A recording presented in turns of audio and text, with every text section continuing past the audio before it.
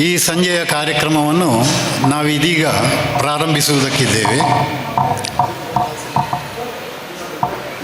ಅಲ್ಲಲ್ಲಿ ಹೊರಗಡೆ ಇದ್ದವರು ದಯವಿಟ್ಟು ಒಳಗೆ ಬಂದು ಆಸನ ಸ್ವೀಕಾರ ಮಾಡಬೇಕು ಅಂತ ಕೇಳಿಕೊಳ್ತೇನೆ. ಕಲಾಗಂಗೋತ್ರಿ ಯಕ್ಷಗಾನ ಕೇಂದ್ರ ಇದರ 50ನೇ ವರ್ಷದ ಕಾರ್ಯಕ್ರಮವನ್ನು ಅನೇಕ ಸಣ್ಣ ಸಣ್ಣ ಕಾರ್ಯಕ್ರಮಗಳ ಜೊತೆಗೆ ಮಾಡುತ್ತಾ ಈ ದಿನ 10ನೇ ಕಾರ್ಯಕ್ರಮವಾಗಿ ಕೊಲ್ಯದಲ್ಲಿ ಇಂದಿನ ಸಂಯೋಜಿತ ಕಾರ್ಯಕ್ರಮವನ್ನು ಏರ್ಪಡಿಸಿದ್ದೇವೆ. ಈ ಕಾರ್ಯಕ್ರಮಕ್ಕೆ ಅಧ್ಯಕ್ಷರಾಗಿ ನಮ್ಮ ಕೇಳಿಕೆ ಮೇರೆಗೆ ಒಪ್ಪಿಕೊಂಡು ಬಂದಿರುವಂತಹ ದೇರ್ಲಕಟ್ಟೆ ಶಿಕ್ಷಣ ಸಂಸ್ಥೆಯ ನೇತಾರ ರವೀಂದ್ರ ಶೆಟ್ಟಿ ಉಳಿದೊಟ್ಟು ಅವರು ಬಂದಿದ್ದಾರೆ. ಮತ್ತು ಸ್ಥಳೀಯ ಗಣ್ಯರಾದಂತಹ ಶ್ರೀ ಗೋಪಾಲಕೃಷ್ಣ ಸೋಮೇಶ್ವರ ಮತ್ತು ವೇಣುಗೋಪಾಲ ಕೊಲ್ಯ ಇವರು ಬಂದಿದ್ದಾರೆ. ದಯವಿಟ್ಟು ವೇದಿಕೆಗೆ ಬರಬೇಕು ಅಂತ ಕೇಳಿಕೊಳ್ತಾ ಇದ್ದೇನೆ. ಅದೇ ರೀತಿ ಕಳೆದ 2-3 ದಿನಗಳಿಂದ ನಮ್ಮ ಸಂಸ್ಥೆಯಲ್ಲಿ ನಾಟ್ಯ ಸಮನ್ವಯ ಕಮ್ಮಟವನ್ನು ನಡೆಸಿಕೊಂಡು ಬಂದಂತಹ ಸಂಸ್ಥೆಯ ಹಿರಿಯ ಸದಸ್ಯ ಸುರೇಶ್ ರಾವ್ ಕೋಟೆಕಾರ್ ಅವರು ಕೂಡ ವೇದಿಕೆಗೆ ಬರಬೇಕು ಅಂತ ಕೇಳಿಕೊಳ್ತಾ ಇದ್ದೇನೆ.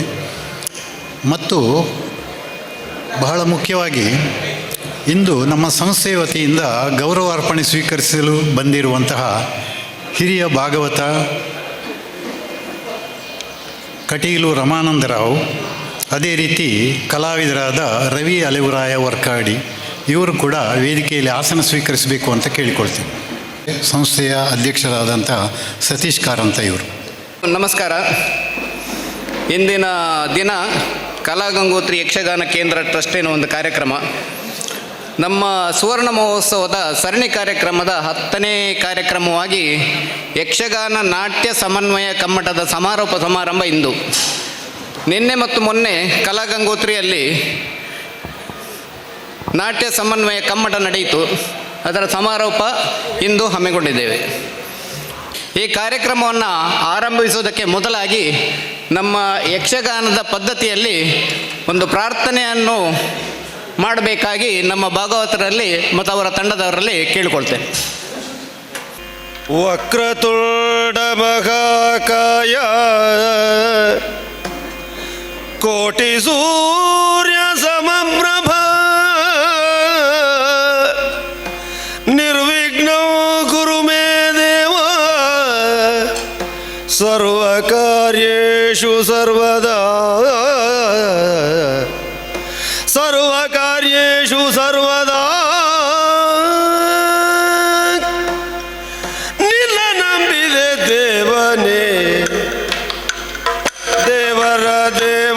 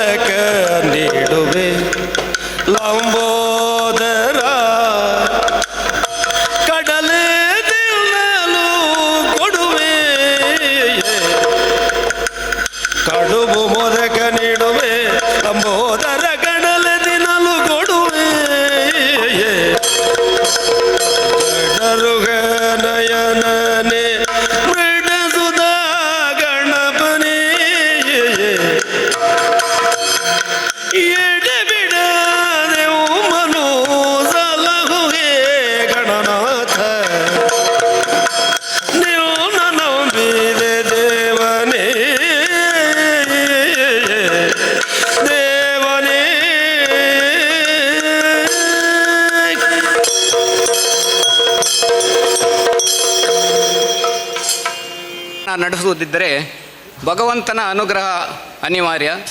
ಹಾಗಾಗಿ ಭಗವಂತನ ಸ್ತುತಿಯೊಂದಿಗೆ ಇಂದಿನ ಕಾರ್ಯಕ್ರಮವನ್ನು ನಾವು ಆರಂಭಿಸ್ತಾ ಇದ್ದೇವೆ. ಇಂದಿನ ಯಕ್ಷಗಾನ ನಾಟ್ಯ ಸಮನ್ವಯ ಕಮ್ಮಟದ ಸಮಾರೋಪ ಸಮಾರಂಭಕ್ಕೆ ಅಧ್ಯಕ್ಷ ಸ್ಥಾನವನ್ನು ವಹಿಸಿಕೊಳ್ಬೇಕು ಅಂತೇಳಿ ಶ್ರೀ ರವೀಂದ್ರ ಶೆಟ್ಟಿ ಉಳಿತೊಟ್ಟು ಇವರು ವಿದ್ಯಾರತ್ನ ಶಿಕ್ಷಣ ಸಂಸ್ಥೆ ಟ್ರಸ್ಟ್ ದೇರ್ಲಕಟ್ಟೆ ಇವರನ್ನು ಕೇಳಿಕೊಂಡಾಗ ನಮ್ಮ ಮೇಲಿನ ಪ್ರೀತಿ ವಿಶ್ವಾಸದಿಂದಾಗಿ ಅವರು ತಕ್ಷಣ ಒಪ್ಪಿಕೊಂಡಿದ್ದಾರೆ. ಇಲ್ಲಿಗೆ ಬಂದಿದ್ದಾರೆ. ನಮ್ಮೊಂದಿಗೆ ಈ ಕಾರ್ಯಕ್ರಮ ಮುಗಿಯುವವರೆಗೆ ಇದ್ದುಕೊಂಡು ನಮ್ಮ ಯಕ್ಷಗಾನದ ಒಂದು ಸವಿಯಲಿದ್ದಾರೆ. ಅವರಿಗೆ ನಿಮ್ಮೆಲ್ಲರ ಪರವಾಗಿ ಪ್ರೀತಿಯ ಮತ್ತು ಹಾರ್ದಿಕ ಸ್ವಾಗತಗಳು. ನಮ್ಮ ಸಂಘದ ಸದಸ್ಯರಾಗಿರುವಂಥ ಬಾಬು ಕೋಟೆಕಾರರವರು ಹೂವನ್ನು ಕೊಟ್ಟು ಅವರನ್ನು ಸ್ವಾಗತಿಸಬೇಕಾಗಿ ವಿನಂತಿ.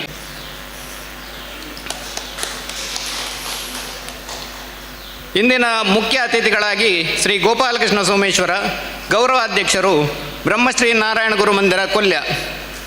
ನಮಗೆ ಯಕ್ಷಗಾನ ಕಾರ್ಯಕ್ರಮವನ್ನು ಮಾಡುವುದಕ್ಕೆ ಒಂದು ಸ್ಥಳಾವಕಾಶ ಆಗಬೇಕು ಅಂತ ಹೇಳಿದಾಗ ಗೋಪಾಲಕೃಷ್ಣವರು ಮತ್ತು ವೇಣುಗೋಪಾಲ್ ಕೊಲ್ಯರು ಇವರು ಭಾಳ ಸಂತೋಷದಿಂದ ಒಪ್ಪಿಕೊಂಡು ನಿಮ್ಮ ಕಾರ್ಯಕ್ರಮವನ್ನು ಇಲ್ಲಿ ನಡೆಸ್ಬೋದು, ನಿಶುಲ್ಕವಾಗಿ ಅವರು ನಮಗೆ ಈ ಒಂದು ಸ್ಥಳಾವಕಾಶವನ್ನು ಮಾಡಿದ್ದಾರೆ. ಇಂಥ ಸುಂದರ ಒಂದು ಸ್ಥಳವನ್ನು ನಮಗೆ ನೀಡಿದ್ದಕ್ಕಾಗಿ ಅವರಿಗೆ ನಾವು ಕೃತಜ್ಞರು. ನಿಮ್ಮೆಲ್ಲರ ಪರವಾಗಿ ಶ್ರೀ ಗೋಪಾಲಕೃಷ್ಣ ಸೋಮೇಶ್ವರರನ್ನು ನಾವು ಹಾರ್ದಿಕವಾಗಿ ಸ್ವಾಗತಿಸುತ್ತಾ ಇದ್ದೇವೆ. ಅವರಿಗೆ ಕೃಷ್ಣಪ್ಪನವರು ಪುಷ್ಪವನ್ನು ಕೊಟ್ಟು ಸ್ವಾಗತಿಸಬೇಕಾಗಿ ವಿನಂತಿ. ಶ್ರೀ ವೇಣುಗೋಪಾಲ ಕೊಲ್ಯ ಅಧ್ಯಕ್ಷರು ಬ್ರಹ್ಮಶ್ರೀ ನಾರಾಯಣ ಗುರು ಮಂದಿರ ಕೊಲ್ಯ ಇವರನ್ನು ನಮ್ಮ ಬಾಬು ಕೋಟೆಗಾರರವರು ಪುಷ್ಪವನ್ನು ಕೊಟ್ಟು ಸ್ವಾಗತಿಸಬೇಕಾಗಿ ವಿನಂತಿ. ನಾವು ಸಭೆಯೊಳಗೆ ಇಲ್ಲಿಗೆ ಹಾಲಿಗೆ ಬಂದಾಗ ನಗುಮುಖದಿಂದ ನಮ್ಮನ್ನು ಬರಮಾಡಿಕೊಂಡವರು ಇವರಿಬ್ಬರ ಪರಿಚಯ ನಮಗೆ ಇರಲಿಲ್ಲ. ಆದರೂ ಅವರ ಪ್ರೀತಿಪೂರ್ವಕ ಸ್ವಾಗತವು ನಿಜವಾಗಿ ನಮ್ಮ ಮನಸೂರೆಗೊಂಡಿದೆ. ನಮ್ಮ ಇಂಥ ಕಾರ್ಯಕ್ರಮವನ್ನು ಒಂದು ಪ್ರೋತ್ಸಾಹಿಸುವಂಥ ಒಂದು ಮನೋಭಾವ ಅವರಲ್ಲಿರುವುದು ಸ್ತುತ್ಯಾರ್ಹ. ಅವರಿಗೆ ಯಾವತ್ತಿದ್ರೂ ನಮ್ಮ ಕೃತಜ್ಞತೆ ಇದ್ದೇ ಇರುತ್ತದೆ. ಮತ್ತು ಮುಖ್ಯವಾಗಿ ನಮ್ಮ ಈ ಯಕ್ಷಗಾನ ನಾಟ್ಯ ಸಮನ್ವಯ ಕಮ್ಮಟವನ್ನು ನಡೆಸುವುದಕ್ಕೆ ಕಾರಣೀಕರ್ತರಾದಂಥವರು ಸುರೇಶ್ ರಾವ್ ಕೋಟೆಗಾರ್ ಅವರು ನಮ್ಮವರೇ. ಕಲಾಗಂಗೋತ್ರಿ ಇಂದು ಒಂದು ಯಕ್ಷಗಾನ ರಂಗದಲ್ಲಿ ಯಕ್ಷಗಾನ ನಾಟ್ಯದಲ್ಲಿ ಪ್ರಬುದ್ಧತೆ ಇರುವಂಥ ಒಂದು ಸಂಘ ಅಂತ ಅನ್ನಿಸಿಕೊಳ್ಬೇಕಿದ್ರೆ ಅದರಲ್ಲಿ ಶ್ರೀ ಸುರೇಶ್ ರಾವ್ ಕೋಟೆಗಾರರವರ ಯೋಗದಾನ ಬಹಳ ಅದ್ಭುತ ಮತ್ತು ಹೆಚ್ಚು. ಅವರನ್ನು ನಿಮ್ಮೆಲ್ಲರ ಪರವಾಗಿ ಪುಷ್ಪವನ್ನು ಕೊಟ್ಟು ಸ್ವಾಗತಿಸಬೇಕಾಗಿ ಬಾಬೂಜಿ ಕೋಟೆಕಾರರವರನ್ನು ವಿನಂತಿಸಿಕೊಳ್ಳುತ್ತಾ ಇದ್ದೇನೆ.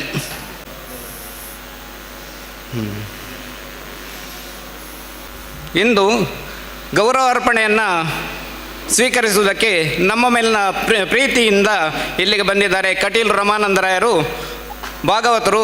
ನಮ್ಮ ಮೊದಲಿನ ಕಲಾಗಂಗೋತ್ರಿಗೆ ಯಾವಾಗಲೂ ಭಗವತಿಗೆಗೆ ಬಂದು ನಮ್ಮೆಲ್ಲರನ್ನ ಪ್ರೋತ್ಸಾಹಿಸಿದ್ದಂಥವರು. ಅವರನ್ನು ಸುಕೇಶ್ವರವರು ಪುಷ್ಪವನ್ನು ಕೊಟ್ಟು ಸ್ವಾಗತಿಸಬೇಕಾಗಿ ವಿನಂತಿ.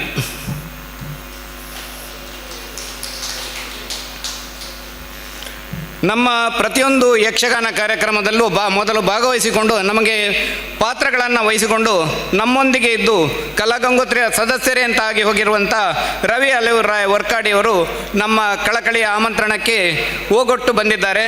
ಅವರಿಗೂ ನಿಮ್ಮೆಲ್ಲರ ಪರವಾಗಿ ಸ್ವಾಗತವನ್ನು ಬಯಸುತ್ತೇನೆ. ಅವರಿಗೆ ಪುಷ್ಪಗುಚ್ಛವನ್ನು ಕೊಟ್ಟು ಕೃಷ್ಣಪ್ಪನವರು ಕೊಡಬೇಕಾಗಿ ವಿನಂತಿ. ಎಲ್ಲ ಅತಿಥಿಗಳನ್ನು ಸ್ವಾಗತಿಸಿ ಆಯಿತು. ಇಂದಿನ ಕಾರ್ಯಕ್ರಮ ಮುಖ್ಯವಾಗಿ ಏನು ಅಂತೇಳುವಂಥದ್ದನ್ನು ನಾನು ಒಂದೆರಡು ಮಾತುಗಳಲ್ಲಿ ನಿಮಗೆ ಹೇಳಬೇಕು ಅಂತ ಬಯಸ್ತೇನೆ. ಸುರೇಶ್ ರಾವ್ ಕೋಟೆಗಾರರು ಮೊದಲು ನಮ್ಮಲ್ಲಿ ಯಕ್ಷಗಾನವನ್ನು ಎಲ್ಲರಿಗೂ ಕಲಿಸಿದಂಥವರು. ಕಲಾಗಂಗೋತ್ರದಲ್ಲಿದ್ದವರೆಲ್ಲರೂ ಅವರಿಂದಲೇ ಕಲಿತಂಥವರು. ಅಂಥವರು ಒಂದು ದಿನ ನಮ್ಮಲ್ಲಿ ಕರೆ ಮಾಡಿಬಿಟ್ಟು ನನ್ನಿಂದ ಕಲಿತುಕೊಂಡು ಬೇರೆ ಬೇರೆ ಕಡೆಯಲ್ಲಿ ಯಕ್ಷಗಾನವನ್ನು ಕಲಿಸ್ತಾ ಇರುವಂಥ ಅನೇಕ ಗುರುಗಳಿದ್ದಾರೆ. ಅವರೆಲ್ಲರೂ ಒಟ್ಟಿಗೆ ಸೇರಿಸಿಕೊಂಡು ಕಲಾಗಂಗೋತ್ರಿಯ ಮೂಲ ನಾಟ್ಯ ಹೇಗಿದೆ ಎನ್ನುವುದನ್ನು ಒಂದು ಸಮನ್ವಯತೆ ರೀತಿಯಲ್ಲಿ ನಾವು ಅರ್ಥ ಮಾಡಿಕೊಂಡು ಅದನ್ನು ಮುಂದಿನ ಪೀಳಿಗೆಗೆ ಉಳಿಸಿಕೊಂಡು ಬರುವಂಥ ಒಂದು ಕಾರ್ಯಕ್ರಮ ಆಗಬೇಕು ಅಂತೇಳುವಂಥ ನಿಟ್ಟಿನಲ್ಲಿ ಅವರು ಹೇಳಿದಾಗ ನಮಗೆ ಭಾಳ ಸಂತೋಷ ಆಯಿತು.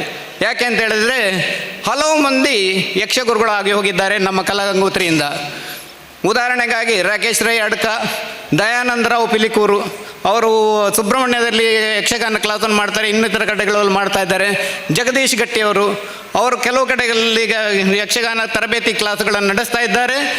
ಅದೇ ರೀತಿಯಲ್ಲಿ ಮಂಜನಾಡಿಯ ಜನಾರ್ದನ್ ದೇವಸ್ಥಾನದಲ್ಲೂ ಸಹ ಅವರ ಕ್ಲಾಸುಗಳು ನಡೀತಾ ಇದೆ. ಬಹಳ ಶಿಷ್ಯರುಗಳೆಲ್ಲ ಇವರುಗಳಿದ್ದಾರೆ. ಅದೇ ರೀತಿಯಲ್ಲಿ ಕಿನ್ಯದ ಕೃಷ್ಣಪ್ಪನವರು ಅವರು ನಮ್ಮವರಾಗಿರುವಂಥವರು ಈಗ ಯಕ್ಷಗಾನ ಅಕಾಡೆಮಿಯ ಸದಸ್ಯರು ಆಗಿರುವುದು ನಮಗೆಲ್ಲ ಹೆಮ್ಮೆಯ ವಿಷಯ. ಅವರದ್ದು ಶಿಷ್ಯರು ತುಂಬ ಜನ ಇದ್ದಾರೆ. ಹೀಗೆ ಅವರನ್ನೆಲ್ಲ ಸೇರಿಸಿಕೊಂಡು ಮಾಡಬೇಕು ಅಂತ ಇದ್ದಾಗ ಕೆಲವರಾದರೂ ನಮ್ಮ ಕರೆಗೆ ಹೋಗೊಟ್ಟು ನಮ್ಮಲ್ಲಿ ಇದ್ದು 2 ದಿವಸದಲ್ಲಿ ಹೇಗೆ ನಡೆ ಇರಬೇಕು, ಯಕ್ಷಗಾನದ ನಡೆ ಇರಬೇಕು ಅಂತ ಹೇಳೋದನ್ನು, ಮತ್ತು ಹೇಗೆ ಇದ್ದರೆ ಒಳ್ಳೆಯದು, ನಾವು ಮೂಲತಃ ಹೇಗೆ ಇತ್ತು ಎನ್ನುವುದನ್ನು ಸುರೇಶ್ ರಾಯರವರಿಗೆ ತೋರಿಸಿಕೊಟ್ರು. ನಮ್ಮೊಟ್ಟಿಗೆ ಬಂದಂಥ ರಾಕೇಶ್ ರೈ ಅಡ್ಕಾರ್ ಅವರು 1ನೇ ದಿವಸದಂದು ಭಾಳ ಆಸಕ್ತಿಯಿಂದ ಭಾಗವಹಿಸಿ ಕುಣಿದು ನಮ್ಮೊಟ್ಟಿಗೆ ಆನಂದಿಸಿ ಯಕ್ಷಗಾನದ ಒಂದು ಚಿತ್ರಣ ಹೇಗಿರಬೇಕು ಅನ್ನೋದನ್ನು ನಮಗೆ ಅರ್ಥೈಸಿಕೊಟ್ರು. ಅದೇ ರೀತಿಯಲ್ಲಿ ಅವರು ಅರ್ಥ ಮಾಡಿಕೊಂಡ್ರು ಅಂತೇಳಿ ನಾನು ತಿಳಿದುಕೊಂಡಿದ್ದೇನೆ. ಒಟ್ಟಿನಲ್ಲಿ ಈ ಯಕ್ಷಗಾನ ನಾಟ್ಯ ಸಮನ್ವಯ ಕಮ್ಮಟ ಸುಸೂತ್ರವಾಗಿ ನಡೆಯುವುದಕ್ಕೆ ಇಂಥವರೆಲ್ಲರೂ ಕಾರಣೀಕರ್ತರಾದರು. ಎಲ್ಲರ ಸಹಕಾರದಿಂದ ಈ ಸಮನ್ವಯ ಕಮ್ಮಟ ಚೆನ್ನಾಗಿ ನಡೆದು ಹೋಯಿತು. ಇನ್ನು ಕಲಾಗಂಗೋತ್ರಿ ವಿಷಯದಲ್ಲಿ ಹೇಳುವುದಿದ್ದರೆ ನೀವೆಲ್ಲರೂ ನೋಡಿರ್ಬೋದು, ನಮ್ಮ ಕಟ್ಟಡ ನ್ಯಾಷನಲ್ ಹೈವೇಯಲ್ಲೇ ಇದೆ, ಸೋಮೇಶ್ವರ ಉಚ್ಚಿಲದಲ್ಲಿ. ಆ ಕಟ್ಟಡನೂ ನೋಡಿದರೆ ನಮಗೆ ಹೆಮ್ಮೆ ಅನಿಸ್ತದೆ. ಯಾಕೆ ಅಂತ ಹೇಳಿದರೆ ಒಬ್ಬರು ಜನ ನಮಗೆ ಆ ಸ್ಥಳವನ್ನು ಖರೀದಿ ಮಾಡೋದಕ್ಕೆ 1.5 ಲಕ್ಷ ರೂಪಾಯಿ ಕೊಟ್ಟರು. ಆ ಸ್ಥಳವನ್ನು ಮಾರೋದಿದ್ದರೆ 1.5 ಲಕ್ಷ ಕೊಟ್ಟರೆ ಕೊಡ್ತೇವೆ ಅಂತೇಳಿ ಹೇಳಿದಾಗ ಜಪಾನಿ ಪ್ರೊಫೆಸರ್ ಮೋರಿಜಿರಿ ಅಂತ ಹೇಳುವವರು ಇಲ್ಲಿ ಮಂಗಳೂರು ಯೂನಿವರ್ಸಿಟಿಯಲ್ಲಿ ಯಕ್ಷಗಾನವನ್ನು ಮತ್ತು ಜಾನಪದ ವಿಷಯಗಳನ್ನೆಲ್ಲ ಅಧ್ಯಯನ ಮಾಡಲಿಕ್ಕೆ ಬಂದಂಥವ್ರು. ನಾವು ಹಣವಿಲ್ಲದೆ ಆ ಸ್ಥಳವನ್ನು ಖರೀದಿಸುವುದು ಹೇಗೆ ಅಂತ ಇದ್ದಾಗ ತನ್ನ ಸ್ವಂತ ದುಡ್ಡನ್ನು ಅವರು ಕೊಟ್ಟರು. ಆ 1.5 ಲಕ್ಷದಿಂದ ಆ ನಿವೇಶನವನ್ನು ಖರೀದಿಸಿದ್ವಿ. ಯಾವಾಗಲೂ ಕೊಟ್ಟವರ ಕೈಗುಣ ಅಂತ ಇದೆ. ಆ ಕೈಗುಣವೋ ಏನೋ ನಮ್ಮ ಸ್ವಲ್ಪ ಭಾಗವನ್ನು ನ್ಯಾಷನಲ್ ಹೈವೇ ವಶಪಡಿಸಿಕೊಂಡಿತ್ತು. ಆ ದುಡ್ಡು ನಮಗೆ ಭಾಳ ಅನುಕೂಲವಾಗಿ ಕೆಲವರ ದೇಣಿಗೆ ಮತ್ತು ಆ ದುಡ್ಡಿನಿಂದಾಗಿ ಒಂದು ಭವ್ಯವಾದ ಒಂದು ಕಟ್ಟಡ ಅಲ್ಲಿ ಮೂಡಿ ಬಂದಿದೆ. ಆದ ಕಾರಣ ಒಬ್ಬ ಮನುಷ್ಯನಿಂದ ಕಲಾಗಂಗೋತ್ರಿ ಇಂದು ಸದೃಢವಾಗಿ ಬೆಳೆದು ಬಂದಿದೆ ಅಂತ ಹೇಳೋದಕ್ಕೆ ನನಗೆ ಭಾಳ ಸಂತೋಷವಾಗ್ತಾ ಇದೆ. ವಿದೇಶಿಯರೊಬ್ಬರು ಕಲೆಯನ್ನು ಪ್ರೋತ್ಸಾಹಿಸಿದರು. ಈಗಲೂ ನಮ್ಮ ಕಾಂಟ್ಯಾಕ್ಟಲ್ಲಿ ಇದ್ದಾರೆ. ಅವರಿಗೂ ಭಾಳ ಹೆಮ್ಮೆ, ಕಲಾಗಂಗೋತ್ರಿ ಅಂತ ಹೇಳಿದರೆ ಹೆಮ್ಮೆ. ನಿಮ್ಮ ಕಾರ್ಯಕ್ರಮ ಏನು ನಡೀತದೆ ಎನ್ನುವುದನ್ನು ನಮ್ಮ ಸದಾಶಿವಮೊಂದಿಗೆ ಆಗಾಗ ವಿಚಾರ ವಿನಿಮಯವನ್ನು ಮಾಡುತ್ತಾ ಇರ್ತಾರೆ. ಇಂತಹ ಅಭಿಮಾನಿಗಳು ಇರುವುದರಿಂದಲೇ ಯಕ್ಷಗಾನ ಕಲೆ ಉಳಿದಿದೆ, ಬೆಳೆದಿದೆ, ಇನ್ನು ಮುಂದೆಯೂ ಬೆಳೆಯುತ್ತದೆ. ನಮ್ಮ ಯಕ್ಷಗಾನ ಸಂಘವನ್ನು ಸ್ಥಾಪನೆ ಮಾಡಿದಂಥ ಸತ್ಯಶಂಕರ ಬಳ್ಳ ಅವರು ಬರ್ತೇನೆ ಅಂತ ಹೇಳಿದರು. ಇದು ಹೆಚ್ಚಿನ ಅಂಶ ಅನಿವಾರ್ಯ ಕಾರಣಗಳಿಂದ ಬರಲಿಲ್ಲ ಕಾಣುತ್ತದೆ. ಮತ್ತು ಸುರೇಶ್ ರಾಯರು ಮತ್ತು ಸದಾಶಿವ ಮಾಸ್ಟ್ರು ಇಂದಿನ ಮಟ್ಟಕ್ಕೆ ಯಕ್ಷಗಾನ ರಂಗದಲ್ಲಿ ಕಲಾಗಂಗೋತ್ರಿಗೆ ಒಂದು ಹೆಸರು ಬರಬೇಕಿದ್ರೆ ಈ 3 ಜನರ ಒಂದು ಪ್ರಯತ್ನ, ಅವಿರತ ಪ್ರಯತ್ನವೇ ಕಾರಣ ಅಂತೇಳಿ ನನ್ನ ಭಾವನೆ. ಸುರೇಶ್ ರಾಯರು ಯಕ್ಷಗಾನವನ್ನು ಕಲಿಸಿದರು, ಯಾವುದೇ ಪ್ರಯೋಗಗಳನ್ನು ಮಾಡೋದನ್ನು ತಿಳಿಸಿಕೊಟ್ರು. ಸ್ಥಾಪನೆ ಮಾಡಿದವರು ಸತ್ಯಶಂಕರ ಬಳ್ಳ ಅವರು ಮುಖ್ಯವಾಗಿ. ಸದಾಶಿವ ಮಾಸ್ಟ್ರು ಇನ್ನೊಂದು ಆಯಾಮದಲ್ಲಿ ಹೋಗಿ ಯಕ್ಷಗಾನ ಅಧ್ಯಯನ ಹೇಗೆ ಮಾಡ್ಬೋದು, ವಿಚಾರಗೋಷ್ಠಿಗಳನ್ನು ಹೇಗೆ ನಡೆಸ್ಬೋದು, ಕಮ್ಮಟಗಳನ್ನು ಹೇಗೆ ನಡೆಸ್ಬೋದು ಅಂತೇಳಿ ತೋರಿಸಿಕೊಟ್ರು. ಅದರಿಂದಾಗಿಯೇ ಯಕ್ಷಗಾನ ರಂಗದಲ್ಲಿ ನಾವು ಅಧ್ಯಯನ ಸಂಸ್ಥೆಯಾಗಿ ಗುರುತಿಸಿಕೊಳ್ಳಲ್ಪಟ್ಟೆವು. ನಾವು ಏನು ಮಾಡಿದ್ದೇವೆ ಅಂತ ಹೇಳೋದನ್ನು ನೋಡುವುದಕ್ಕೆ ಮಂಗಳೂರು ಯೂನಿವರ್ಸಿಟಿಯಿಂದಲೂ ಜನ ಬರ್ತಾರೆ, ಬೇರೆ ಕಡೆಯಿಂದಲೂ ಬರ್ತಾರೆ. ನಮ್ಮಲ್ಲಿ ಅದಕ್ಕೆ ಬೇಕಾದಂಥ ಗ್ರಂಥಗಳೆಲ್ಲ ಇದೆ. ಅದೇ ರೀತಿಯಲ್ಲಿ ನಮ್ಮ ಸದಸ್ಯರೇ ಮಾಡಿದಂಥ ಬೇರೆ ಬೇರೆ ಬಣ್ಣಗಾರಿಕೆಯ ಮುಖವಾಡಗಳೆಲ್ಲ ಇದೆ. ಇವುಗಳನ್ನೆಲ್ಲವನ್ನು ಇಟ್ಟುಕೊಂಡು ನಮ್ಮ ಸಂಘ ನಿಜವಾಗಿ ಯಕ್ಷಗಾನ ರಂಗದಲ್ಲಿ ಅಧ್ಯಯನ ಮಾಡುವವರಿಗೆ ಒಂದು ಸೆಂಟರ್ ಅಂತೇಳಿ ಹೇಳ್ಬೋದು. ಇದೆಲ್ಲ ಆಗೋದಕ್ಕೆ ಕಾರಣ ಅವಿರತವಾಗಿ ದುಡಿದಂಥ ಎಲ್ಲ ಹಿರಿಯ ಕಿರಿಯ ಸದಸ್ಯರು, ಅವರೆಲ್ಲರಿಗೂ ನನ್ನ ತುಂಬು ಹೃದಯದ ಧನ್ಯವಾದಗಳು. ಅವರೆಲ್ಲರ ಸಹಕಾರದಿಂದ ನಮ್ಮ ಸಂಘ ಇನ್ನು ಮುಂದೆ ಹೀಗೆ ಮುಂದುವರಿಯುತ್ತದೆ ಅಂತ ಹೇಳುವಂಥ ಆಶಯದೊಂದಿಗೆ ನನ್ನ 2 ಮಾತನ್ನು ಮುಗಿಸ್ತೇನೆ. ನೀಡಿದವರು, ಸಹಕಾರ ನೀಡಿದವರಿದ್ದಾರೆ. ಅವರನ್ನೆಲ್ಲ ನಾವು ಬೇರೆ ಬೇರೆ ಸಂದರ್ಭಗಳಲ್ಲಿ ನೆನಪು ಮಾಡಿಕೊಳ್ತಾ ಇದ್ದೇವೆ. ಈ ದಿನ ನಾವು 3 ಬರಲಿಕ್ಕೆ ಹೇಳಿದೆವು. ಕಟೀಲ್ ರಮಾನಂದರಾಯರು, ಅವರು ಭಾಗವತರು. ನಮ್ಮ ಅನೇಕ ಆಟಗಳಿಗೆ ಅವರು ನಮಗೆ ಭಾಗವತರಾಗಿ ಒದಗಿ ಬಂದಿದ್ದಾರೆ, ಮಾರ್ಗದರ್ಶನ ನೀಡಿದ್ದಾರೆ. ಊರಿನಲ್ಲಿ ಪರ ಊರಿನಲ್ಲಿ ಕೂಡ ನಮ್ಮ ಜೊತೆಗೆ ಪ್ರಯಾಣ ಮಾಡಿ ನಮ್ಮೊಂದಿಗೆ ಸಹಕರಿಸಿದ್ದಾರೆ. ಇನ್ನೊಬ್ಬರು ಉಮೇಶ್ ಶೆಟ್ಟಿ ಕಟೀಲು, ಅವರು ಸ್ತ್ರೀ ಪಾತ್ರ ಮಾಡಿಕೊಂಡು ಆರಂಭದ ವರ್ಷಗಳಲ್ಲಿ ನಮ್ಮ ಜೊತೆಗೆ ಇದ್ದರು. ಆದರೆ ಇಂದು ಅನಾರೋಗ್ಯ ಕಾರಣದಿಂದ ಅವರಿಗೆ ಬರಲಿಕ್ಕೆ ಆಗಲಿಲ್ಲ ಅಂತ ತಿಳಿಸಿದ್ದಾರೆ. ಇನ್ನೊಬ್ಬರು ಇಲ್ಲಿ ವೇದಿಕೆಯಲ್ಲಿರುವಂತಹ ರವಿ ಅಲೆವುರಾಯರು. ರವಿ ಅಲೆವುರಾಯರು ಪುಂಡು ವೇಷಧಾರಿಯೂ ಹೌದು, ಸ್ತ್ರೀ ವೇಷಧಾರಿಯೂ ಹೌದು. ನಮ್ಮ ಸಂಸ್ಥೆಯಲ್ಲಿ ಎರಡೂ ಥರದ ವೇಷಗಳನ್ನು ಮಾಡಿದ್ದಾರೆ. ಹೆಚ್ಚಾಗಿ ಸ್ತ್ರೀ ವೇಷಕ್ಕೆ ಅಭಾವ ಇಂಥ ಸಂದರ್ಭಗಳಲ್ಲೆಲ್ಲ ನಾವು ಕೇಳಿದಾಗಲೆಲ್ಲ ಏನೇ ತಕರಾರಿಲ್ಲದೆ ಬಂದು, ಯಾವುದೇ ಊರಾಗಲಿ ಬಂದು ನಮ್ಮ ಜೊತೆಗೆ ಸಹಕರಿಸಿ ಅವರು ನಮ್ಮನ್ನು ಬೆಂಬಲಿಸಿದ್ದಾರೆ. ಕಲಾಗಂಗೋತ್ರಿ ಎಂಬುದು ತಮಗೆ ಸೇರಿದ ಸಂಸ್ಥೆ ಎಂಬಂತೆ ಭಾವಿಸಿದ್ದು ಮಾತ್ರವಲ್ಲ, ಅವರ ಸರಯು ಯಕ್ಷಗಾನ ಮಂಡಳಿಯ ವತಿಯಿಂದ ನಮ್ಮ ಸಂಸ್ಥೆಗೆ ಗೌರವವನ್ನು ಕೂಡ ಒಂದು ಬಾರಿ ಕೊಟ್ಟಿದ್ದಾರೆ. ಈಗ ಕದ್ರಿಯಲ್ಲಿ ಸರಯು ಯಕ್ಷಗಾನ ಮಂಡಳಿ ಅಂದರೆ ಅವರ ನೇತೃತ್ವದ ಸಂಸ್ಥೆಯ ಕಾರ್ಯಕ್ರಮಗಳು 1 ವಾರ ಕಾಲ ನಡೀತಾ ಇದೆ. ಇದರ ಮಧ್ಯದಲ್ಲಿ ಅವರು ಅದನ್ನು ಬಿಟ್ಟು ಇಲ್ಲಿಗೆ ಬಂದಿದ್ದಾರೆ. ನಮ್ಮ ಮೇಲಿನ ಪ್ರೀತಿ ಅಷ್ಟರ ಮಟ್ಟಿಗೆ ಅವರದ್ದು ಇದೆ ಅಂತ ನಾನು ಪ್ರತ್ಯೇಕ ಹೇಳಬೇಕಾಗಿಲ್ಲ. ಅವರಿರುವರನ್ನು ಈ ಸಂದರ್ಭದಲ್ಲಿ ಗೌರವಿಸುವುದಕ್ಕೆ ದಯವಿಟ್ಟು ಅವರು ಮುಖ್ಯ ಆಸನಗಳನ್ನು ಸ್ವೀಕರಿಸಬೇಕು ಮತ್ತು ಅವರ ಬಗ್ಗೆ ಅಭಿನಂದನೆಯ ನುಡಿಯನ್ನು ಆಡಲಿಕ್ಕೆ ಪೇಜಾವರ ಸತ್ಯಾನಂದರಾವ್ ಅವರನ್ನು ನಾನು ವಿನಂತಿಸಿಕೊಳ್ತೇನೆ. ಇಬ್ಬರನ್ನು ಗೌರವಿಸುವುದು ಅಂತ ಸಂಘದವರು ಮೊದಲೇ ನಿರ್ಧರಿಸಿದರು. 3ರನ್ನು ಸನ್ಮಾನಿಸಬೇಕು, ಗೌರವಿಸಬೇಕು ಅಂತ ಇಚ್ಛೆ ಇತ್ತು. ಆದರೆ ಕಟೀಲು ಉಮೇಶ್ ಶೆಟ್ಟರು ಅವರ ಮನೆಗೆ ಹೋಗಿ ನಾನು ಬಂದದ್ದು. ಅನಾರೋಗ್ಯದಿಂದ ಅವರಿಗೆ ಕಾಲು ನೆಲದ ಮೇಲೆ ಇಡಲಿಕ್ಕೆ ಆಗ್ತಾಯಿಲ್ಲ. ಅದನ್ನು ನೋಡಿ ಅವರನ್ನು ಅವರ ಮನೆಯಲ್ಲಿ ವಿಶ್ರಾಂತಿ ಪಡೀರಿ ಅಂತ ಹೇಳಿ ನಾನು ಬಂದಿದ್ದೇನೆ. ಆದ್ದರಿಂದ ಅವರ ಬಗ್ಗೆ ಹೇಳುವ ಅವಶ್ಯಕತೆ ಹೆಚ್ಚು ಇಲ್ಲ ಅಂತ ಕಾಣುತ್ತದೆ. ಮತ್ತು ಕಟೀಲು ರಾಮಾನಂದರಾಯರು, ಕೆಲವೊಮ್ಮೆ ನಾವು ಒಂದು ಕ್ಷೇತ್ರವನ್ನು ಅರಸಿಕೊಂಡು ಹೋಗ್ತೇವೆ, ಕೆಲವೊಮ್ಮೆ ವ್ಯಕ್ತಿಗೆ ತನ್ನಿಂದ ತಾನೇ ಆ ಕ್ಷೇತ್ರ ಬರ್ತದೆ.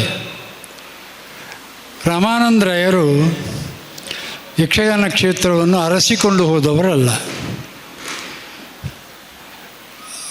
ಆ ಕ್ಷೇತ್ರ ಅವರನ್ನೇ ಅರಸಿಕೊಂಡು ಬಂದುದು. ಹೀಗೆ ನಾನು ಹೇಳುವುದಕ್ಕೆ ಮಹತ್ತರವಾದಂತಹ ಬಲವಾದ ಕಾರಣ ಉಂಟು. ಕಟೀಲ್ನ ಬೀದಿಯ ಬದಿಯಲ್ಲಿ ಇವರ ಮೂಲ ಮನೆ. ಅಲ್ಲಿಗೆ ಉಪಾಧ್ಯಾಯರಾಗಿ ನಮ್ಮ ಶ್ರೀನಿವಾಸ ಭಟ್ ಇವರು ಕಟೀಲು ಶಾಲೆಗೆ ಉಪಾಧ್ಯಾಯರಾಗಿ ಬಂದು ಸೇರಿದರು.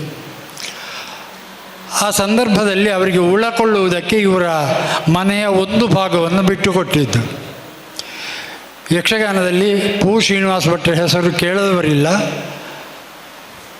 ಯಾವುದೇ ಪ್ರಸಂಗ ಇರಲಿ, ಯಾವುದೇ ಪೌರಾಣಿಕದ ಪ್ರಸಂಗಗಳ ನಡೆ ಇರಲಿ, ಕೊನೆಯದಾಗಿ ಎಲ್ಲದಕ್ಕೂ ಕೊನೆಯ ಸೊಲ್ಯೂಷನ್ ಕೊಡುವುದಕ್ಕೆ ಸಮರ್ಥನೀಯ ವ್ಯಕ್ತಿ ಯಕ್ಷಗಾನದಲ್ಲಿ ಆ ಕಾಲದಲ್ಲಿ ಶ್ರೀನಿವಾಸ ಭಟ್ರು.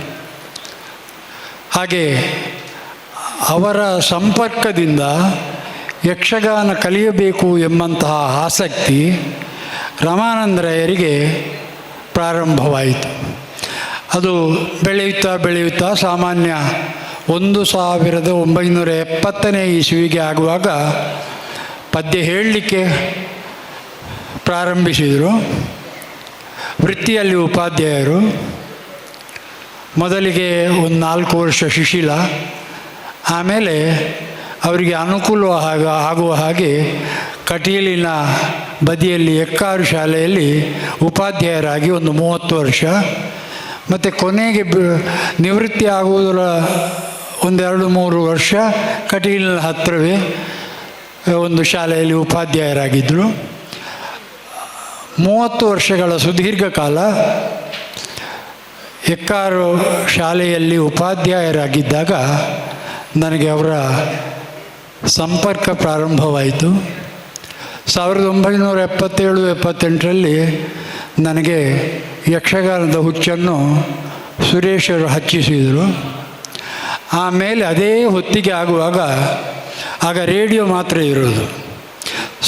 ಆದಿತ್ಯವಾರ ರಾತ್ರಿ 9:30ರಿಂದ 10 ಗಂಟೆಯವರೆಗೆ ರೇಡಿಯೋದಲ್ಲಿ ಭಾಗವತಿಕೆ ಬರ್ತಾಯಿತ್ತು. ಆಗ ಭಾಗವತಿಕೆ ಎಲ್ಲ ಕೇಳೋದು ತುಂಬ ವಿರಳ, ಹೋಗಿ ನೋಡಬೇಕಷ್ಟೇ, ಬೇರೆ ವಾಟ್ಸಪ್ಪ ಫೇಸ್ಬುಕ್ಕ ಯಾವುದೂ ಇರಲಿಲ್ಲ. ಹಾಗೆ ಆದಿತ್ಯವಾರ ಎಲ್ಲಿದ್ದರೂ ರಮಾನಂದರಾಯರ ಪದ್ಯ ಕೇಳಲಿಕ್ಕೆ ಬೇಕಾಗಿ 9:30 ರೇಡಿಯೋ ಆನ್ ಮಾಡ್ತಿದ್ದುದು ನನ್ನ ಅಭ್ಯಾಸ ಆಗಿತ್ತು. ಅವರು ರಂಗದಲ್ಲಿ ಕಾಣುವುದಕ್ಕೆ ಮೊದಲು, ಅಂದರೆ ನನಗೆ ಪರಿಚಯ ಆಗುವುದಕ್ಕೆ ಮೊದಲು, ಆಕಾಶವಾಣಿ ಪ್ರಾಯಶಃ ತೆಂಕುದಿಟ್ಟಿನಲ್ಲಿ ಆಕಾಶವಾಣಿ ಭಾಗವತರು ಅಂತ ಮೊದಲಿಗೆ ಗುರುತಿಸಲ್ಪಟ್ಟವರು ರಮಾನಂದರಾಯರು. ಆ ಬಳಿಕ 77, 78, 79, 80 ಹವ್ಯಾಸಿ ಕಲಾವಿದನಾಗಿ ನಾನು ಅವರೊಂದಿಗೆ ಕಡಿಮೆಯಲ್ಲಿ ಒಂದು 200-300 ಆಟಗಳಲ್ಲಿ ವೇಷ ಮಾಡಿದ್ದೇನೆ ಅಂತ ಹೇಳಲಿಕ್ಕೆ ನನಗೆ ಹೆಮ್ಮೆ ಆಗ್ತದೆ. ಕಟೀಲು ರಮಾನಂದರಾಯರ ಪದ್ಯ, ಈಗ ನಾವು ಪದ್ಯದ ವಿಷಯದಲ್ಲಿ ಹೇಳುವುದಿದ್ದರೆ ಎರಡು ವಿಭಾಗವನ್ನು ನಾವು ಕಾಣ್ತೀವಿ. ಒಂದು ಪದ್ಯ ಒಳ್ಳೆಯದಾಗಿದೆ ಅಂತ ಹೇಳುವಂಥದ್ದು. ಒಂದು ಮೇಳದ ಆಟ ನೋಡಿದರೆ ಎಲ್ಲ ಆಟ ಮುಗಿದು ಹೋಗುವಾಗ ಹೇಳುವುದು ಒಂದೇ, ಪದ್ಯ ಭಾರಿ ಲಾಯ್ಕಾದ್ರು ಮಾರು. ಅದೇ ರೀತಿ ಮತ್ತೊಂದು ಪ್ರಸಿದ್ಧ ಮೇಳದ ಆಟ ನೋಡಿ ಹೋಗುವ ಆಡಿಯನ್ಸ್ ಅವರು ಹೇಳೋದು ಒಂದೇ, ಆಟ ಭಾರಿ ಲಾಯ್ಕಾತಲ್ಲ. ಹಾಗೆ ಭಾಗವತರು 1ನೇ ಸ್ಥಾನದಲ್ಲಿರಬೇಕಾ 2ನೇ ಸ್ಥಾನ, ಅಂದರೆ ನಾನು ಈಗ ಹೇಳಿದ ಈ 2 ಸ್ಥಾನಗಳಲ್ಲಿ ಯಾವುದರಲ್ಲಿ ಇರಬೇಕು ಎಂಬುದನ್ನು ರಮಾನಂದರಾಯರು ತೋರಿಸಿಕೊಟ್ಟವರು.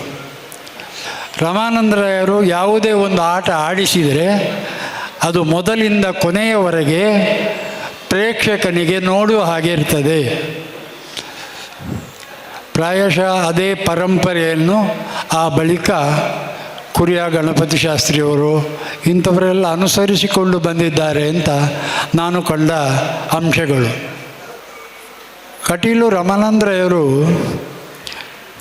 ಮೊದಲೆಲ್ಲ ಬಸ್ಸಿನ ವ್ಯವಸ್ಥೆ ಇದೆಲ್ಲ ಇಲ್ಲ. ಯಾವುದಾದ್ರೂ ಆಟಕ್ಕೆ ಅವರನ್ನು ಹೇಳಬೇಕು ಅಂತ ಇದ್ದರೆ ನಾವು 4:15 ಮೊದಲು ಎಕ್ಕಾರು ಶಾಲೆಗೆ ಮುಟ್ಟಿದರೆ ಆಯಿತು. ಆಗ ಫೋನು ಅಥವಾ ಪತ್ರ ವ್ಯವಹಾರ ಉಂಟು, ಅದು ಮುಟ್ಟುತ್ತದ ಇಲ್ವಾ ಅಂತ ಗ್ಯಾರಂಟಿ ಇಲ್ಲ.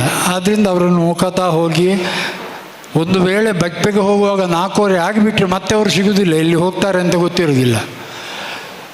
ನಾನು ತಿಳಿದಂತೆ 70ರಿಂದ ಸಾಮಾನ್ಯ 90-95ರವರೆಗೆ ಬಹಳ ಬ್ಯುಸಿಯೆಸ್ಟ್ ಭಾಗವತರು ಅವರು.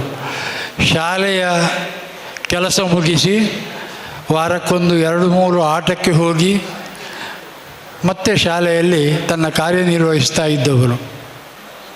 ಮತ್ತೊಂದು, ಕಲಾವಿದನಿಗೆ ಬಹಳ ಪ್ರಧಾನವಾಗಿ ಬೇಕಿದ್ದುದು ಶಿಸ್ತು.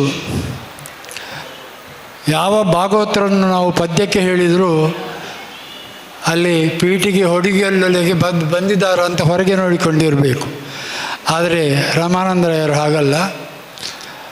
ಆಟ 8 ಗಂಟೆಗೆ ಪ್ರಾರಂಭ ಆಗುವುದಿದ್ದರೆ 6 ಗಂಟೆಯ ಮೊದಲು ಚೌಕಿಯಲ್ಲಿ ಬಂದು ಎಲ್ಲ ಕಲಾವಿದರಲ್ಲಿ ಮಾತನಾಡಿ ಯಾವ ಪಾತ್ರ ಯಾರು ಮಾಡುವುದು, ಅದು ಹೇಗೆ ಮಾಡಬೇಕು ಎಂಬುದನ್ನು ಸ್ಪಷ್ಟವಾಗಿ ಹೇಳಿ ಆಮೇಲೆ ಅಂಬುರದಲ್ಲಿ ನೇತ್ರ ಹೇಳ್ತಾ ಇದ್ದರು. ಇದು ದೇವರ ದಯದಿಂದ ಈಗಿನ ಯಾವ ಭಾಗವತರಿಗೂ ಇಲ್ಲ. ಅದನ್ನು ಮೊದಲಿನಿಂದಲೂ ರಮಾನಂದರಾಯರು ರೂಢಿಸಿಕೊಂಡು ಬಂದದ್ದನ್ನು ನಾನು ನೋಡಿದ್ದೇನೆ. ಹೌದು, ಮೊದಲೆಲ್ಲ ಇಡೀ ರಾತ್ರಿ ಆಟ ಅದು ಅವರಿಗೆ ಅಡ್ಜಸ್ಟ್ ಆಗ್ತಾಯಿತ್ತು. ಅಂದರೆ ಶಾಲೆ 5 ಗಂಟೆವರೆಗೆ, ಆಮೇಲೆ ಮನೆಗೆ ರೆಸ್ಟ್ ಮಾಡುವ ವಿಷಯ ಇಲ್ಲ. ಮನೆಗೆ ಹೋಗಿ 10 ಗಂಟೆಯ ಮೊದಲು, ಆದರೆ 10 ಗಂಟೆಗೆ ಆಟ ಶುರು ಆಗೋದಿದ್ದರೂ ರಮಾನಂದರಾಯರು 8 ಗಂಟೆಗೆ ಚೌಕಿಯಲ್ಲಿ ಖಂಡಿತ ಇರ್ತಿದ್ರು. ಆ ಶಿಸ್ತನ್ನು ಕಾಪಾಡಿಕೊಂಡು ಬಂದಂತಹ ಕಲಾವಿದರು ರಮಾನಂದರಾಯರು. ಈಗ ಅವರಿಗೇನು ಹೆಚ್ಚು ವರ್ಷ ಆಗಲಿಲ್ಲ, ಕೇವಲ 82 ಮಾತ್ರ. ಆದರೂ 50ರಂತೆ ಹುಮ್ಮಸ್ಸಿನಲ್ಲಿ ಈಗಲೂ ಇದ್ದಾರೆ. ಅವರ ತೋಟ ನೋಡಿದರೆ ನಮಗೆ ಹೊಟ್ಟೆ ತುಂಬುತ್ತದೆ. ಹೀಗೆ ಕೃಷಿಕನಾಗಿ, ಉಪಾಧ್ಯಾಯರಾಗಿ, ಭಾಗವತರಾಗಿ ಸಾರ್ಥಕ್ಯ ಜೀವನವನ್ನು ಸಾಧಿಸಿದ ಪುರುಷನಿಗೆ ನಿಮ್ಮೆಲ್ಲರ ಪರವಾಗಿ ತುಂಬು ಹೃದಯದ ನಮನಗಳು. ಇನ್ನು ರವಿ ಅಲೆವರಾಯ, ಒಮ್ಮೊಮ್ಮೆ ರವಿ ಅಲೆವರಾಯರು ಅಂತ ಹೇಳೋದು, ಒಮ್ಮೆ ರವಿ ಅಲೆವರಾಯ, ಅದು ನಮ್ಮೊಳಗಿನ ಸಂಭಾಷಣೆ ಹಾಗೆ. ಪ್ರಾಯಶಃ ರಕ್ತಗತವಾಗಿ ಒಬ್ಬ ಕಲಾವಿದ ಸೃಷ್ಟಿಯಾಗುತ್ತಾನೆ ಎಂಬುದಕ್ಕೆ ಅಲೆವರಾಯರು ಒಂದು ಉದಾಹರಣೆ. ಕಲಾಗಂಗೋತ್ರಿಯ ಪ್ರಾರಂಭದ ದಿನಗಳಲ್ಲಿ ನಾನು, ಸುರೇಶ್ ರಾವ್ ಎಲ್ಲ ವೇಷ ಮಾಡಲಿಕ್ಕೆ ಬೇಕಾಗಿ ನಮ್ಮ ವರ್ಕಾಡಿ, ಸುಂಕದಕಟ್ಟೆ ಈಚೆಲ್ಲ ಹೋಗುವಾಗ ಮೊದಲಾಗಿ ನಮ್ಮನ್ನು ಸ್ವಾಗತಿಸುತ್ತಾ ಇದ್ದುದು ರವಿ ಅಲೆವರಾಯರ ತೀರ್ಥರೂಪರು. ಒಬ್ಬ ಮುಗ್ಧ ಯಕ್ಷಗಾನ ಆರ್ಟಿಸ್ಟ್. ಯಾವ ಪ್ರಸಂಗ ಆದರೂ ದೇವೇಂದ್ರನ ಪಾತ್ರ ಅವರಿದ್ದೇ. ದೇವೇಂದ್ರ ಬರದೇ ಇದ್ದರೆ ಪೀಠಿಕೆ ವೇಷ ಮತ್ತೆ ಯಾವುದು. ದೇವೇಂದ್ರನ ಪಾತ್ರ ಅಂದರೆ ಬಹಳ ಇಷ್ಟ ಅವರಿಗೆ. ಶ್ರದ್ಧೆಯಿಂದ ವೇಷವನ್ನು ಮಾಡ್ತಾಯಿದ್ರು. ಅವರ ತಂದೆಯವರನ್ನು ಸಹ ಕಲಾವಿದನಾಗಿ ನಾನು ಕೆಲವು ಸಲ ಕಂಡಿದ್ದೇನೆ, ಅವರೊಟ್ಟಿಗೆ ವೇಷ ಮಾಡಿದ್ದೇನೆ.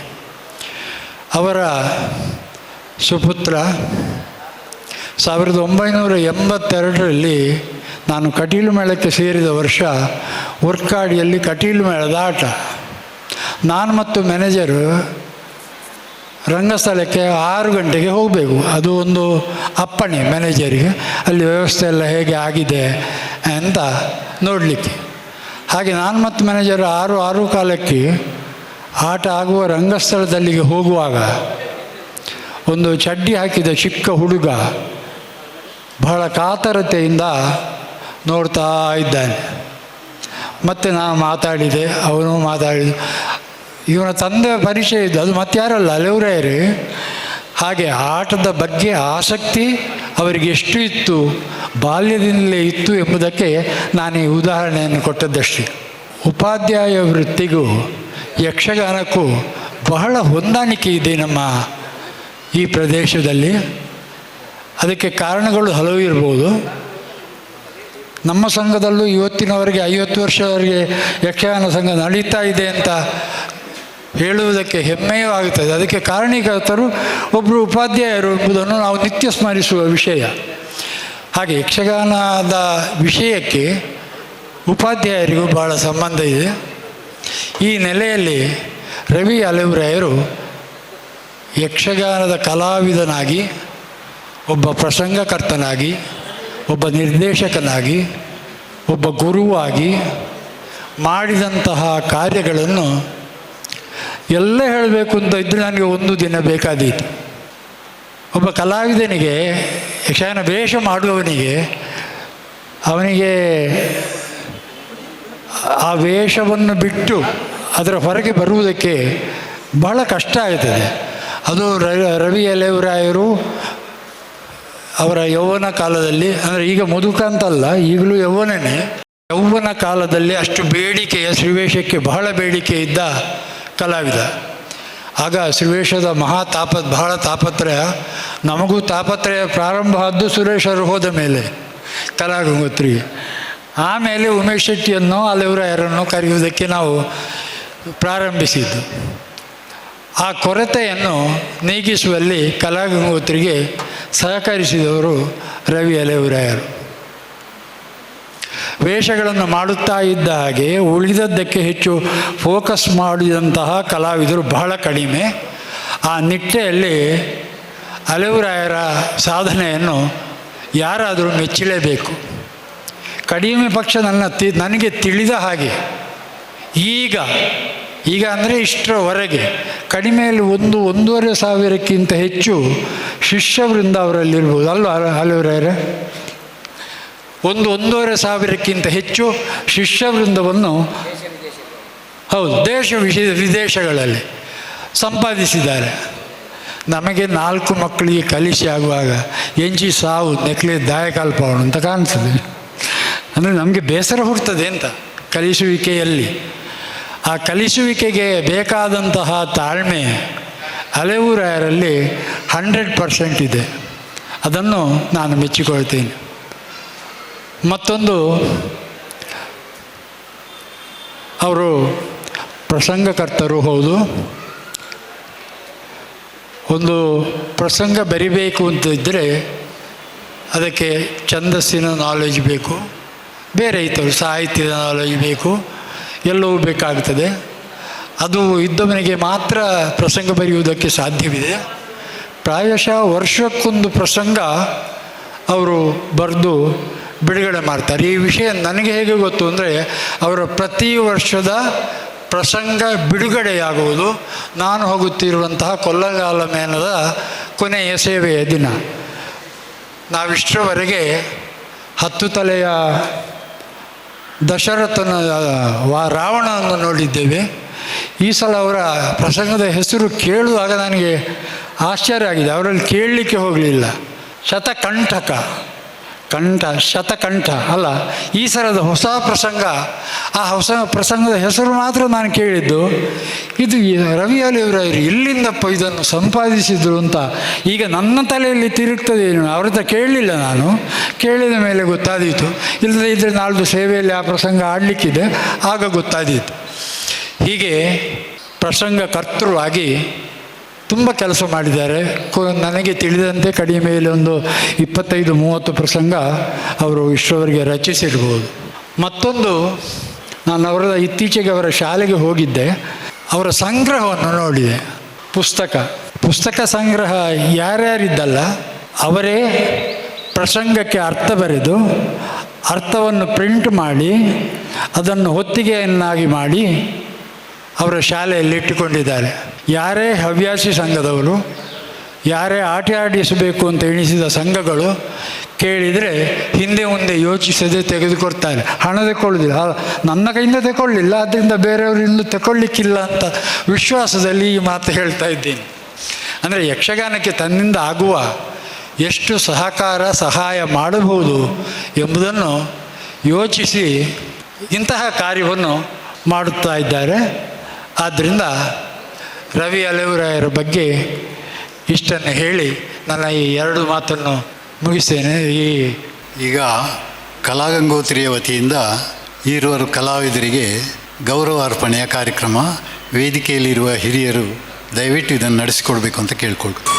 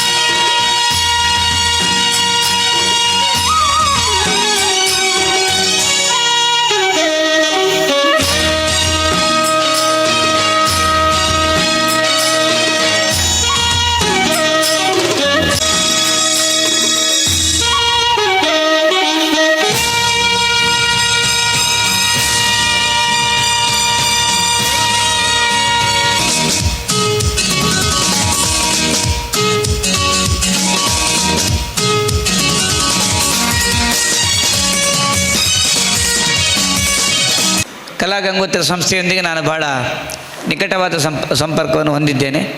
ಈಗಾಗಲೇ ಸತ್ಯಾನಂದರು ಹೇಳಿದ ಹಾಗೆ ಸುಮಾರು ಒಂದು 35 ವರ್ಷ ಕಾಲ ಯಕ್ಷಗಾನ ರಂಗವನ್ನು ಸ್ತ್ರೀಪಾತ್ರಧಾರಿಯಾಗಿ ಆಳಿದ್ದೇನೆ ಅಂತ ಹೇಳಿ ತುಂಬ ಸಂತೋಷ ಆಗ್ತದೆ. ಅವರು ಹೇಳಿದಾಗೆ ಆಗ ತುಂಬ ಒತ್ತಡದ ಸ್ತ್ರೀವೇಷದ ಅಗತ್ಯ ಇತ್ತು. ಕುಂದಾಪುರದಿಂದ ಹಿಡಿದು ಕಾಸರಗೋಡಿನವರೆಗೆ ಕಾಸರಗೋಡಿನವರೆಗೆ ಈಗಲೂ ಹೋಗ್ತೇನೆ. ಆಗ ಅಷ್ಟು ಬೇಡಿಕೆ, ದಿನಕ್ಕೆ 2-3 ವೇಷ ಮಾಡಿದ್ದು ಉಂಟು. ಅದೆಲ್ಲ ಒಂದು ಹಂತದ ನಂತರ ಅದನ್ನು ಕಡಿಮೆ ಮಾಡ್ತಾ ಬಂದೆ.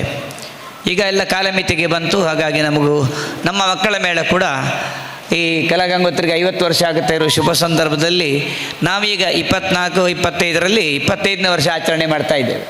ಮಕ್ಕಳ ಮೇಳವನ್ನು ಆರಂಭಿಸಿದ ಮೇಲೆ ನಾನು ಕಲಾವಿದನಾಗಿ ದುಡಿಯೋದನ್ನು ಕಡಿಮೆ ಮಾಡಿ ಮಕ್ಕಳ ಮೇಳವನ್ನು ಬೆಳೆಸ್ತಾ ಬಂದೆ.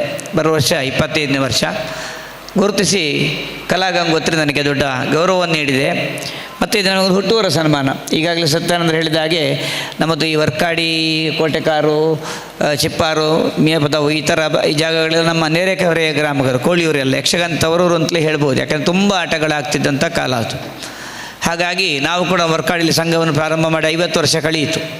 ಹೋದ ವರ್ಷಕ್ಕೆ 50 ವರ್ಷ ಆಯಿತು. ಅಲ್ಲಿ ಕೂಡ ನಮ್ಮ ತಂದೆಯವರಿಂದ ಮತ್ತು ಸುಬ್ರಯ್ಯನವರು ಇವರೆಲ್ಲ ಸೇರಿ ಅದನ್ನು ಬೆಳೆಸಿದರು. ಶೇಷಪ್ಪ ದೇವಾಡಿಗರಾಗ ಪ್ರಧಾನ ಹಿಮ್ಮೇಳ ಕಲಾವಿದರಾಗಿ ಸಹಕಾರ ನೀಡ್ತಾಯಿದ್ರು. ಅದಕ್ಕೂ 50 ವರ್ಷ ಆಯಿತು.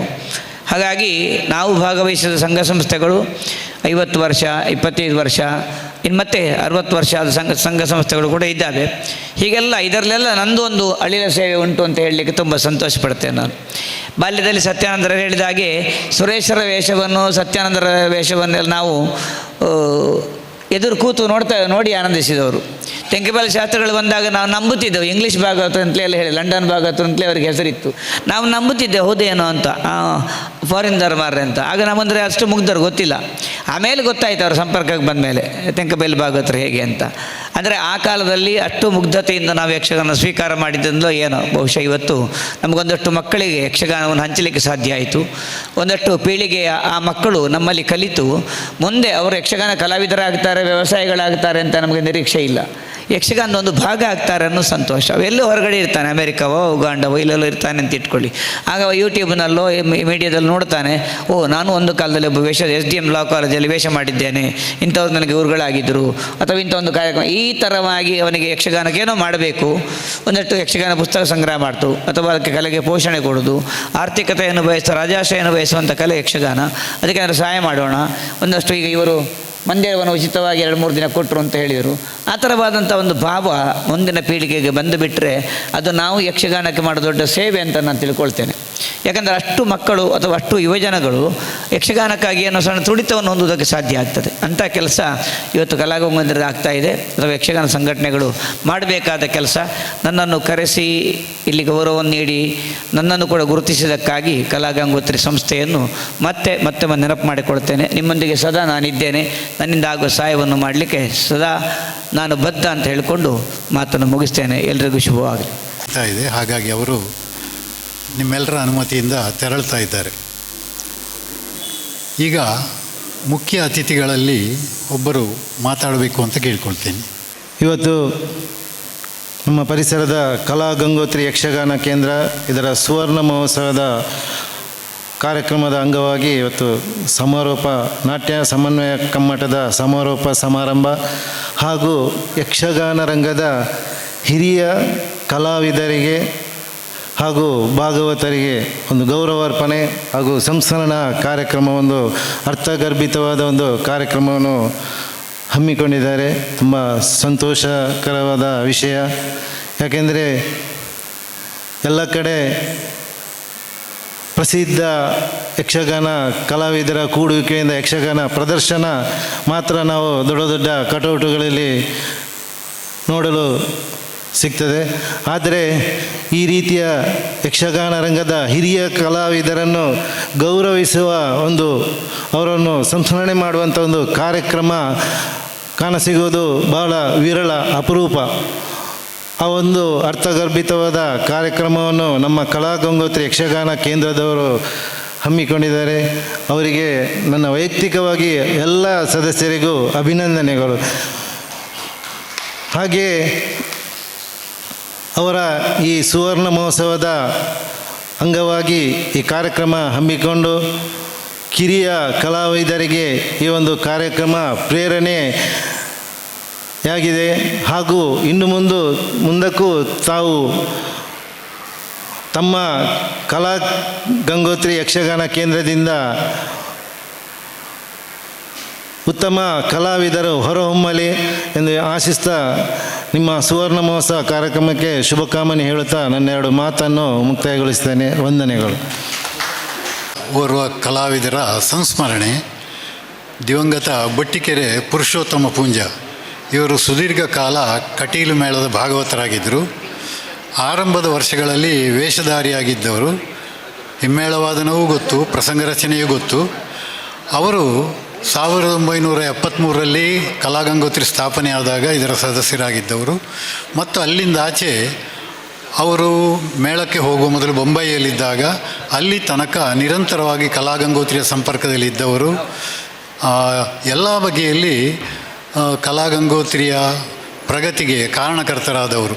ಎಷ್ಟೋ ಪ್ರಸಂಗಗಳನ್ನು ಬರೆದವರು, ಕೆಲವನ್ನು ಕಲಾಗಂಗೋತ್ರಿ ಪ್ರಕಟಿಸಲಿಕ್ಕೆ ಅವಕಾಶ ಮಾಡಿಕೊಟ್ಟಿದ್ದಾರೆ ಮತ್ತು ಹಲವು ಪ್ರಸಂಗಗಳನ್ನು ಕಲಾಗಂಗೋತ್ರಿಗೆ ನಿರ್ದೇಶನ ಮಾಡಿದವರು. ಅವರನ್ನು ನಾವು ಇವತ್ತು ಸಂಸ್ಮರಣೆ ಮಾಡಬೇಕು ಅಂತ ಸಂಕಲ್ಪಿಸಿದ್ದೇವೆ. ಸಂಸ್ಮರಣಾ ಭಾಷಣವನ್ನು ರಾಜಾರಾಮ ಹೊಳ್ಳ ಕೈರಂಗಳ ಇವರು ನಡೆಸಿಕೊಡ್ಬೇಕು ಅಂತ ಕೇಳ್ತೀನಿ. ದಿವಂಗತ ಬೊಟ್ಟಿಗೆರೆ ಪುರುಷೋತ್ತಮ ಪೂಂಜ ಇವರ ಬಗ್ಗೆ ಒಂದೆರಡು ಮಾತುಗಳನ್ನು ಸಂಸ್ಮರಣಾ ರೀತಿಯಲ್ಲಿ ಆಡಬೇಕು ಅಂತ ಬಯಸಿದ್ದೇನೆ. ಪೂಂಜರ ಬಗ್ಗೆ ಏನು ಹೇಳಿದರೂ ಎಷ್ಟು ಹೇಳಿದರೂ ಅದು ಹೆಚ್ಚು ಅಂತ ಆಗುವುದಕ್ಕೆ ಸಾಧ್ಯವೇ ಇಲ್ಲ. ಪೂಂಜರ ಬಗ್ಗೆ ಹೇಳುವುದಿದ್ದರೆ ಯಾವುದನ್ನು ಹೇಳೋಣ ಯೋಚನೆ ಮಾಡಿದರೆ ಅದನ್ನು ಎಲ್ಲಿಂದ ಆರಂಭಿಸಬೇಕು ಅಂತ ಹೇಳುವುದೇ ದೊಡ್ಡ ಕಷ್ಟದ ವಿಷಯ. ಯಕ್ಷಗಾನದ ಯಾವುದೇ ಅಂಗಗಳನ್ನು ನಾವು ಬೇರೆ ಬೇರೆ ಬಿಡಿ ಬಿಡಿಯಾಗಿ ಅವಲೋಕಿಸಿದಾಗ ಅದರಲ್ಲಿ ವೇಷಗಾರಿಕೆ ಇರಬಹುದು, ಬಣ್ಣಗಾರಿಕೆ ಇರಬಹುದು, ಅಥವಾ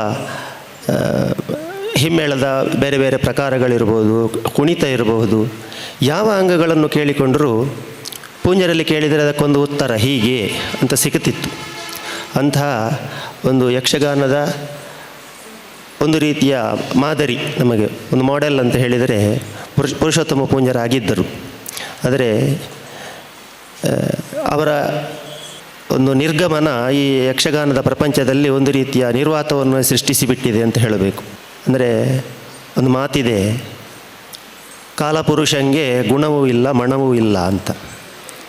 ಇಲ್ಲದಿದ್ದರೆ ಅಂಥ ಒಂದು ವಯಸ್ಸಾಗಿ ಅಥವಾ ತೀವ್ರ ಅಸೌಖ್ಯದಿಂದ ಬಳಲಿ ಕೊನೆಗೆ ಇನ್ನು ಯಾಕಪ್ಪ ನಾನು ಬದುಕಬೇಕು ಎನ್ನುವಂಥ ಸ್ಥಿತಿ ಅವರಿಗೆ ದೇವರ ದಯದಲ್ಲಿ ಬರಲೇ ಇಲ್ಲ. ಇನ್ನೂ ಅವರು ಬೇಕಿತ್ತು ನಮಗೆ ಎನ್ನುವಂಥ ಸಮಯದಲ್ಲೇ ನಮ್ಮನ್ನು ಅವರು ಅಗಲಿ ಹೋದರು. ಅದು ನಮಗೆಲ್ಲರಿಗೂ ಒಂದು ರೀತಿಯ ಆಘಾತವನ್ನೇ ತಂದಿದೆ ಅಂತ ಹೇಳ್ಬೋದು. ಹಾಗೆ ಒಂದು 3 ವರ್ಷದ ಹಿಂದೆ ಪೂಂಜರನ್ನು ನಾವು ಅಕಾಲಿಕವಾಗಿಯೇ ಅಗಲಬೇಕಾದಂಥ ಅನಿವಾರ್ಯ ಸ್ಥಿತಿ ನಮಗೆ ಬಂತು. ನಾವೆಲ್ಲ ಮನುಷ್ಯರು, ಅದಕ್ಕಿಂತ ಹೆಚ್ಚು ನಮ್ಮಿಂದ ಏನು ಮಾಡುವುದಕ್ಕೆ ಸಾಧ್ಯ ಇಲ್ಲ. ಆದರೆ ಒಬ್ಬನ ವ್ಯಕ್ತಿತ್ವ ಏನು, ಅವನ ಹಿರಿಮೆ ಏನು ಎನ್ನುವುದನ್ನು ಅವನ ಮರಣದಲ್ಲಿ ಕಾಣಬೇಕಂತೆ. ಅದು ಸ್ಪಷ್ಟವಾಗಿ ಪೂಂಜರ ಕೊನೆಯ ದಿವಸಗಳಲ್ಲಿ ನಾವು ಕಂಡಿದ್ದೇವೆ. ಅವರಿಗೆ ಸಿಕ್ಕಿದಂತಹ ಪ್ರೋತ್ಸಾಹ, ಅವರಿಗೆ ಸಿಕ್ಕಿದಂತಹ ಸಹಾಯ ಇದು ಯಾವುದಕ್ಕೂ ಕಡಿಮೆ ಇಲ್ಲ. ಅಂತಹ ಪ್ರೀತಿ, ಎಲ್ಲ ವಿಶ್ವಾಸ ಅದನ್ನು ಅವರಿಗೆ ಈ ರಂಗ ಕೊಟ್ಟಿದೆ.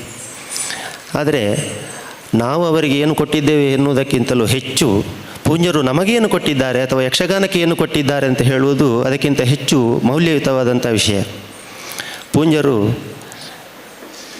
ನಮಗೆ ಕೊಟ್ಟಂಥ ವಿಚಾರಗಳು ಒಂದೋ ಎರಡೋ ಅಲ್ಲ.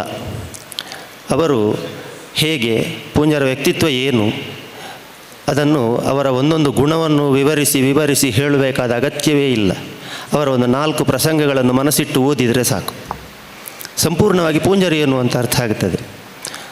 ಅವರ ಪ್ರಸಂಗಗಳಲ್ಲಿ ಬರುವಂಥ ಕೆಲವೊಂದು ಪಾತ್ರಗಳು, ಆ ಪಾತ್ರಗಳು ಹಾಸ್ಯ ಇರಬಹುದು ಅಥವಾ ಭಾವನಾತ್ಮಕವಾದ ಒಂದು ಪ್ರಸಂಗವನ್ನು ಪ್ರಸ್ತುತಪಡಿಸುವಂಥ ಪಾತ್ರ ಇರಬಹುದು. ಯಾವುದೇ ಇದ್ದರೂ ಕೂಡ ಅದರಲ್ಲಿ ಒಂದು ವಿಶಿಷ್ಟತೆಯನ್ನು ಪೂಂಜರ ಪ್ರಸಂಗಗಳಲ್ಲಿ ಗುರುತಿಸುವುದಕ್ಕೆ ಸಾಧ್ಯ ಉಂಟು. ಎಲ್ಲ ಬಿಟ್ಟು ಒಂದು ಪ್ರಸಂಗದ ಆರಂಭದಲ್ಲಿ ನಾಂದಿ ಪದ್ಯವನ್ನು ಹಿಂದಿನ ಕವಿಗಳೆಲ್ಲ ದೇವತಾ ಆರಾಧನೆಯ ಸ್ತುತಿಯೊಂದಿಗೆ ಮಾಡ್ತಾಯಿದ್ರು.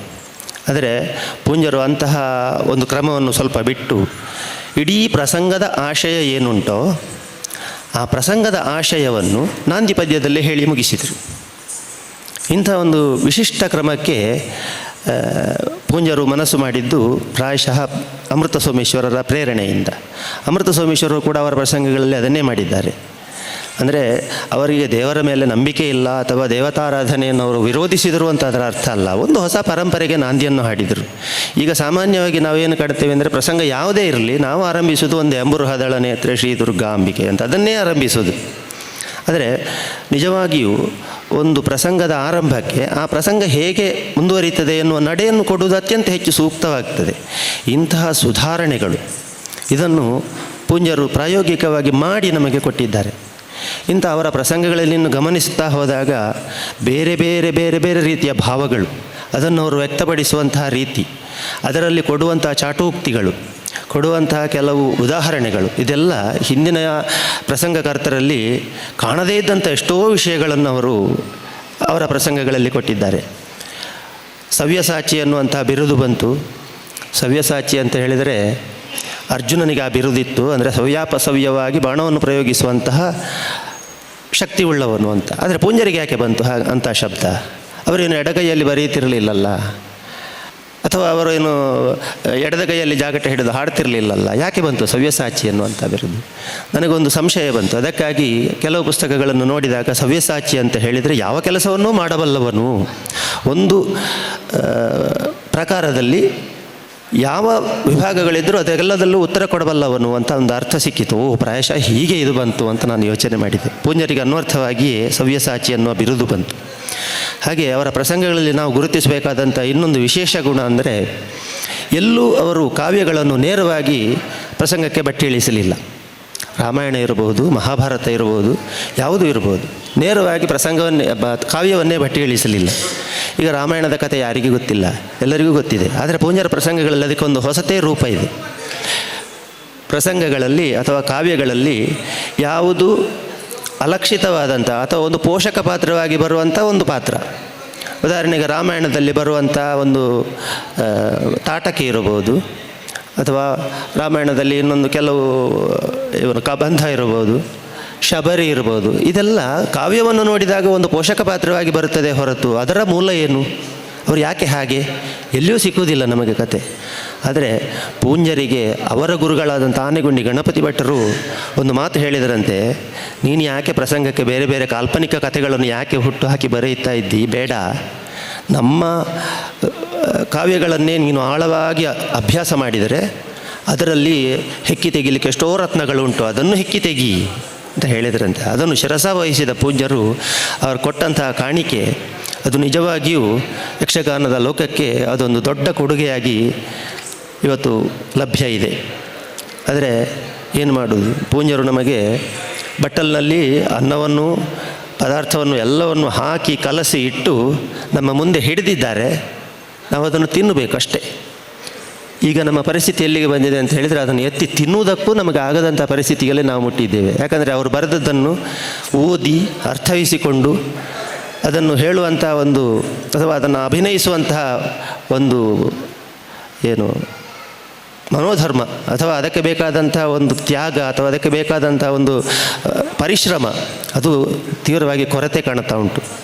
ಅವರ ಪ್ರಸಂಗಗಳಲ್ಲಿ ಬರುವಂತಹ ಕೆಲವೊಂದು ವಿಶೇಷವಾದ ಸಂದರ್ಭಗಳು, ವಿದ್ಯೆಗಾಗಿ ತುಡಿತ, ವಿದ್ಯೆಯನ್ನು ಪಡೀಬೇಕು ಎನ್ನುವಂತಹ ಆಸೆ, ಅದನ್ನೇ ಇವತ್ತು ನಾವು ಪ್ರಸಂಗವಾಗಿ ಆಡಿ ತೋರಿಸಲಿಕ್ಕಿದ್ದೇವೆ. ಕುಡಿಯನ್ನ ಕುಂಬೀರೆಲ್ಲ ಅಂತ ಏಕಲವ್ಯನ ಕಥೆ. ಏಕಲವ್ಯನ ಕಥೆಯೂ ಅಷ್ಟೇ, ಎಲ್ಲರಿಗೂ ಗೊತ್ತಿದ್ದಂಥ ಕಥೆ, ಆದರೆ ಅವರು ಅದನ್ನು ಹೆಣೆದಂಥ ರೀತಿಯೇ ಬೇರೆ. ಆದರೆ ಕಲಾಗಂಗೋತ್ರಿಗೂ ಪೂಜ್ಯರಿಗೂ ಇರುವಂಥ ಒಂದು ಅವಿನಾಭಾವ ಸಂಬಂಧ ಏನು ಅಂತ ಹೇಳಿದರೆ, ಇದೇ ಕುಡಿಯನ್ನ ಕೊಂಬೀರೆಲ್ಲನ್ನು ಅವರು ಬರೆಯುವುದಕ್ಕೆ ಆರಂಭಿಸಿದ ಸಮಯ ಅದು. ಆ ಸಮಯದಲ್ಲಿ ಅವರ ಮನಸ್ಸಿನಲ್ಲಿ ಏನೇನೋ ವಿಚಾರಗಳು ಬರ್ತಾ ಇತ್ತು.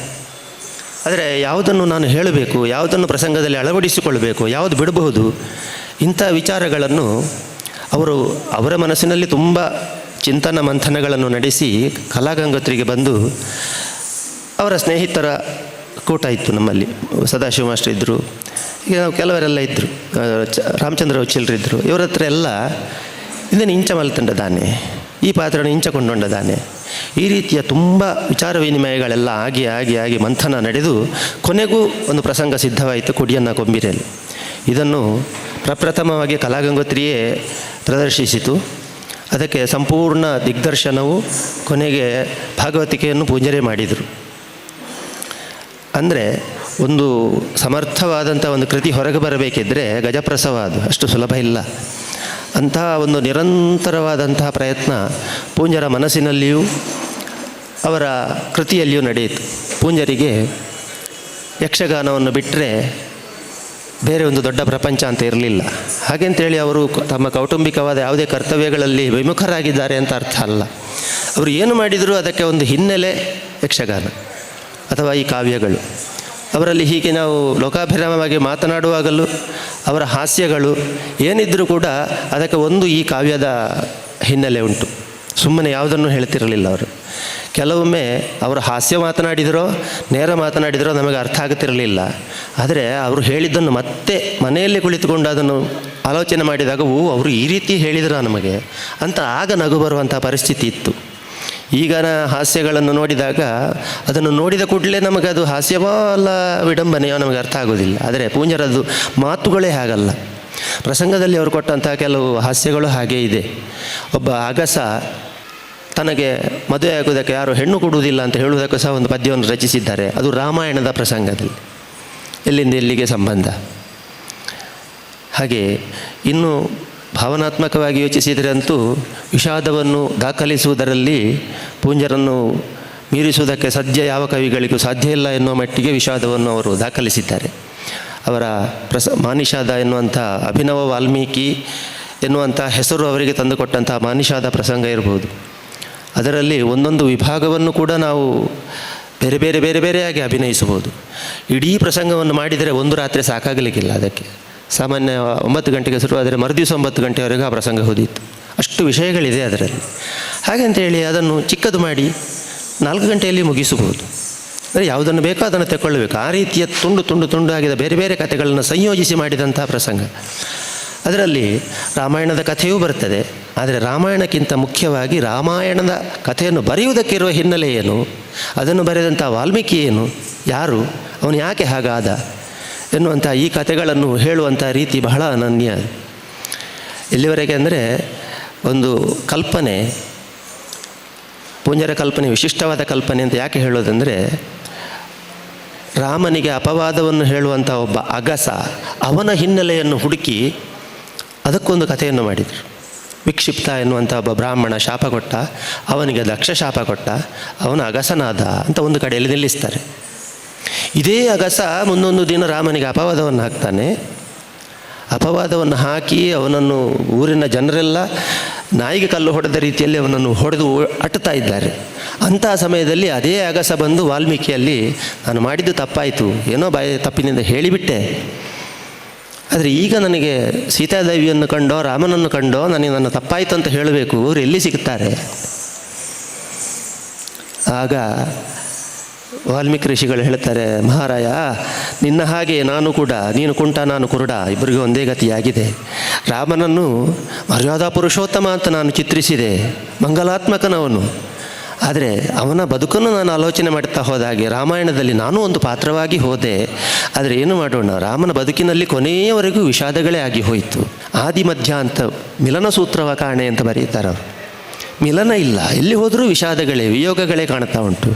ಏನು ಮಾಡೋದು? ಹಾಗಾದರೆ ನಾನು ಬರೆದಂಥ ಕಾವ್ಯ ವ್ಯರ್ಥವಾಗಿ ಹೋಯಿತೋ ಅಂತ ಹೇಳುವ ಚಿಂತನೆ, ಇದು ನಿಜವಾಗಿಯೂ ವಾಲ್ಮೀಕಿಯ ಚಿಂತನೆಯೋ ಪೂಂಜರ ಚಿಂತನೆಯೋ ಚಿಂತಿಸಬೇಕಾದ ವಿಷಯ. ಇದು ನನಗೆ ಅನಿಸಿದ ಹಾಗೆ ವಾಲ್ಮೀಕಿ ಚಿಂತಿಸಿದ ಅಂತ ನಾನು ಹೇಳುವುದಿಲ್ಲ, ಇದು ಪೂಂಜರು ಚಿಂತಿಸಿದ್ದು ಅಂತಲೇ ಹೇಳಬೇಕು. ಯಾಕಂದರೆ ಇಂಥ ಒಂದು ಘಟನೆ ನಮಗೆ ಕಾವ್ಯದಲ್ಲಿ ಹುಡುಕಿದರೆ ಪ್ರಾಯಶಃ ಎಲ್ಲಿಯೂ ಸಿಗಲಿಕ್ಕಿಲ್ಲ. ಇದು ಪೂಂಜರ ಕಲ್ಪನೆ, ಅದ್ಭುತವಾದಂಥ ಕಲ್ಪನೆ. ಕೊನೆಗೆ ನಾನು ಹೀಗೆ ಮಾಡಿದನಲ್ಲ, ಕಾವ್ಯವನ್ನು ಬರೆದನಲ್ಲ, ಬರೆದ ನಂತರ ಇನ್ನೇನು, ನಾನು ಮರ್ಯಾದಾ ಪುರುಷೋತ್ತಮ ಅವನಿಗೆ ಒಳ್ಳೆಯವನು ಅಂತ ಚಿತ್ರಿಸಿದರೆ ಹೀಗಾಗಿ ಹೋಯ್ತಲ್ಲ. ಹಾಗಾದರೆ ನಾಳಿನ ಜನಾಂಗ ಏನು ಆಲೋಚನೆ ಮಾಡಿತ್ತು? ಮರ್ಯಾದಾ ಪುರುಷೋತ್ತಮನಾದರೆ ಗರ್ಭಿಣಿ ಹೆಂಡತಿಯನ್ನು ಕಾಡಿಗೆ ಬಿಡಬೇಕಾ? ತಮ್ಮನನ್ನು ಮಾಡದ ತಪ್ಪಿಗೋಸ್ಕರ ಶಿಕ್ಷೆ ಕೊಡಬೇಕಾ? ಈ ರೀತಿಯ ಭಾವಗಳೆಲ್ಲ ಬಂದು ವಾಲ್ಮೀಕಿ ಬಹಳ ದುಃಖಿತನಾಗುತ್ತಾನೆ. ಹಾಗಾದರೆ ಈ ಕಥೆಗೆ ಒಂದು ಮಂಗಲಾಂತ್ಯ ಹೇಗೆ ಮಾಡುವುದು? ಅದಕ್ಕೆ ಪೂಂಜರೇ ಕಂಡುಕೊಂಡಂಥ ಒಂದು ಸನ್ನಿವೇಶ, ಬ್ರಹ್ಮನನ್ನು ಸೃಷ್ಟಿಸಿ ಬ್ರಹ್ಮ ಇವನಿಗೆ ಸತ್ಯದರ್ಶನವನ್ನು ಮಾಡ್ತಾನೆ. ಇವ ಕಣ ಶ್ರೀರಾಮ, ನೋಡು, ಯಾರು ಶ್ರೀರಾಮ ಅಂತ ಹೇಳಿದರೆ ನೋಡು, ಇವನು ಮಹಾವಿಷ್ಣು, ಸೀತೆ ಎಂಬವಳೆ ಲಕ್ಷ್ಮಿ, ಆದಿಶೇಷನೇ ಲಕ್ಷ್ಮಣ, ಇವರೆಲ್ಲರೂ ಸೇರಿ ಭೂಮಿಗೆ ಬಂದು ನಟಿಸಿದ ನಟನೆ ಇದು. ಈ ನಟನೆಗೆ ಅಳತಿಯಲ್ಲ ಹುಚ್ಚಪ್ಪ ಅಂತ ಹೇಳ್ತಾರೆ. ಇಂತಹ ಒಂದು ಅದ್ಭುತ ಕಲ್ಪನೆ ಪೂಂಜರ ಕಲ್ಪನೆಯಿಂದ ಹೊರಗೆ ಬಂತು ಅಂದರೆ ಅವರು ನಮಗೆ ಕೊಟ್ಟದ್ದೇನು? ಇದನ್ನು ಯೋಚನೆ ಮಾಡಬೇಕು, ಸಂಸ್ಮರಣೆ ಮಾಡಬೇಕಾದದ್ದು ಅದು. ಅವರು ಇಂಥ ವರ್ಷ ಹುಟ್ಟಿದರು, ಇಂಥ ವರ್ಷ ಈ ರೀತಿಯಲ್ಲಿ ತಿರುಗಿಕೊಂಡ್ರು, ಇಂಥ ಮೇಳಗಳಲ್ಲಿ ತಿರುಗಾಟ ಮಾಡಿದರು, ಎಲ್ಲವೂ ಸತ್ಯವೇ, ಮಾಡಬೇಕಾದದ್ದೇ, ಮಾಡೋದು ಬೇಡ ಅಂತ ಹೇಳೋದಲ್ಲ. ಆದರೆ ನಿಜವಾಗಿ ಅವರು ಕೊಟ್ಟಂಥ ಕೊಡುಗೆಯನ್ನು ಸ್ಮರಿಸುವುದು ಒಬ್ಬ ಕಲಾವಿದನಿಗೆ ಅಥವಾ ಒಂದು ಕವಿಗೆ ನಾವು ನ್ಯಾಯವಾಗಿ ನೀಡುವಂಥ ಚಿರಸ್ಮರಣೆ, ಅಥವಾ ಅದನ್ನು ನಾವು ಗಮನಿಸಿದ್ದೇವೆ ಎನ್ನುವುದೇ ಅವರ ದಿವ್ಯಾತ್ಮಕ್ಕೆ ಸಲ್ಲುವಂಥ ನಿಜವಾದ ಸ್ಮರಣೆ ಅಂತ ನಾನು ಭಾವಿಸ್ತೇನೆ. ಒಂದು ಪ್ರಸಂಗ ಅಲ್ಲ, ರಾಮಾಯಣದ ಒಂದು ಪ್ರಸಂಗ ಬಿಟ್ಟರೆ ಇಂಥ ಹಲವು ಪ್ರಯೋಗಗಳನ್ನು ಪೂಜ್ಯರು ಮಾಡಿದರು. ಒಂದು ರಾಮಾಯಣದಲ್ಲಿ ಹೀಗೆ ಹೇಳಿದರು, ವಾಲ್ಮೀಕಿಯನ್ನು ಆಧರಿಸಿ ಹೇಳಿದರು. ಇನ್ನೊಂದು ಪ್ರಕರಣದಲ್ಲಿ ತಾಟಕಿಯನ್ನು ಆಧರಿಸಿ ಲೋಕಾಭಿರಾಮ ಅಂತ ಒಂದು ಪ್ರಸಂಗವನ್ನು ಮಾಡಿದರು. ಅದು ರಾಮಾಯಣವೇ. ಅಲ್ಲಿ ತಾಟಕಿ ಯಾಕೆ ಹೀಗೆ, ತಾಟಕಿ ಯಾರು ಹಿಂದಿನಿಂದ, ಅವನು ಯಾಕೆ ಹಾಗೆ, ಈ ರೀತಿಯ ಕಥೆ ಮುಂದುವರಿಯಿತು. ಕೊನೆಗೆ ಶಬರಿ ಅವಳ ಕಥೆಯನ್ನು ತಗೊಂಡ್ರು. ಶಬರಿಯ ಹಿಂದಿನ ಜನ್ಮ, ಕಬಂಧ ಯಾರು, ಶಬರಿಗೂ ಕಬಂಧನಿಗೂ ಏನು ಸಂಬಂಧ, ವಾಲಿಯ ಕಥೆ ಏನು, ಜಟಾಯು ಯಾರು, ಗುಹ ಯಾರು, ಗುಹನಿಗೂ ರಾಮನಿಗಿರುವ ಸಂಬಂಧ ಏನು, ಜಟಾಯುವಿಗೂ ರಾಮನಿಗಿರುವ ಸಂಬಂಧ ಏನು. ನಾವು ತಿಳ್ಕೊಂಡ ಹಾಗೆ ಏನು ಕಥೆಯಲ್ಲಿ ಜಟಾಯುವನ್ನು ರಾವಣನ ಸೀತೆಯನ್ನು ಕದ್ದುಕೊಂಡು ಹೋಗುವಾಗ ಹೋಗಿ ಯುದ್ಧ ಮಾಡಿದ, ಕೊನೆಗೆ ಸತ್ತ ಅಂತ ಅಷ್ಟೇ ಅಲ್ಲ. ಆ ಕಥೆಯನ್ನು ಓದಿದಾಗ ನಿಜವಾದ ಅವರ ಪ್ರಸಂಗಗಳನ್ನು ಓದಿದರೆ ಅದರ ನಿಜವಾದ ಹೂರಣ ಏನು ಅಂತ ಅರ್ಥ ಆಗ್ತದೆ. ಆ ಕಥೆಯಲ್ಲಿ ಅಷ್ಟೇ ಕೊನೆಗೆ ರಾಮಾಯಣವೇ ಯಾವುದು ರಾವಣ ವಧೆ ಇದೆಲ್ಲ ಬರ್ತದೆ. ಆದರೆ ಮುಖ್ಯ ಅವರ ದೃಷ್ಟಿ ಇರುವುದು ರಾಮಾಯಣದ ಕಥೆ ಎಲ್ಲರಿಗೂ ಗೊತ್ತಿದೆ, ಅದನ್ನು ಹೇಳುವುದಲ್ಲ, ಅದರ ಒಳಗೆ ಇರುವಂಥ ಪಾತ್ರಗಳನ್ನು ಹೊರತರುವುದು. ಹಾಗೆಯೇ ಮಹಾಭಾರತದಲ್ಲಿ ಕೂಡ ಅಷ್ಟೇ. ಮಹಾಭಾರತದಲ್ಲಿ ಕೆಲವು ನಿರ್ಲಕ್ಷಿತ ಪಾತ್ರಗಳು, ಪೋಷಕ ಪಾತ್ರಗಳು. ನಿಜವಾಗಿ ದ್ರೋಣ ಈ ಕೃಷ್ಣನಿಗೋ ಅಥವಾ ಅರ್ಜುನನಿಗೋ ಧರ್ಮರಾಯನಿಗೋ ಕೌರವನಿಗೋ ಹೋಲಿಸಿದರೆ ದ್ರೋಣ ಅಂಥ ಪ್ರಮುಖ ಪಾತ್ರ ಅಲ್ಲ. ಆದರೆ ದ್ರೋಣನನ್ನೇ ಆಧರಿಸಿ ಒಂದು ಕಥೆಯನ್ನು ಮಾಡಿದರು ಅವರು. ದ್ರೋಣನ ಸಂಪೂರ್ಣ ಚರಿತ್ರೆ, ಅದರಲ್ಲಿ ಕವಿಯ ಸ್ವಾತಂತ್ರ್ಯವನ್ನು ಉಪಯೋಗಿಸಿ ಬೇಕಾದಷ್ಟು ಬದಲಾವಣೆಗಳನ್ನು ಮಾಡಿ ಬದುಕಬೇಕಾದವರನ್ನು ಬದುಕಿಸಿ ಸಾಯಬೇಕಾದವರನ್ನು ಕೊಂದು ಇಂಥ ಕೆಲವು ಪ್ರಯೋಗಗಳನ್ನು ಮಾಡಿದರು ಅವರು.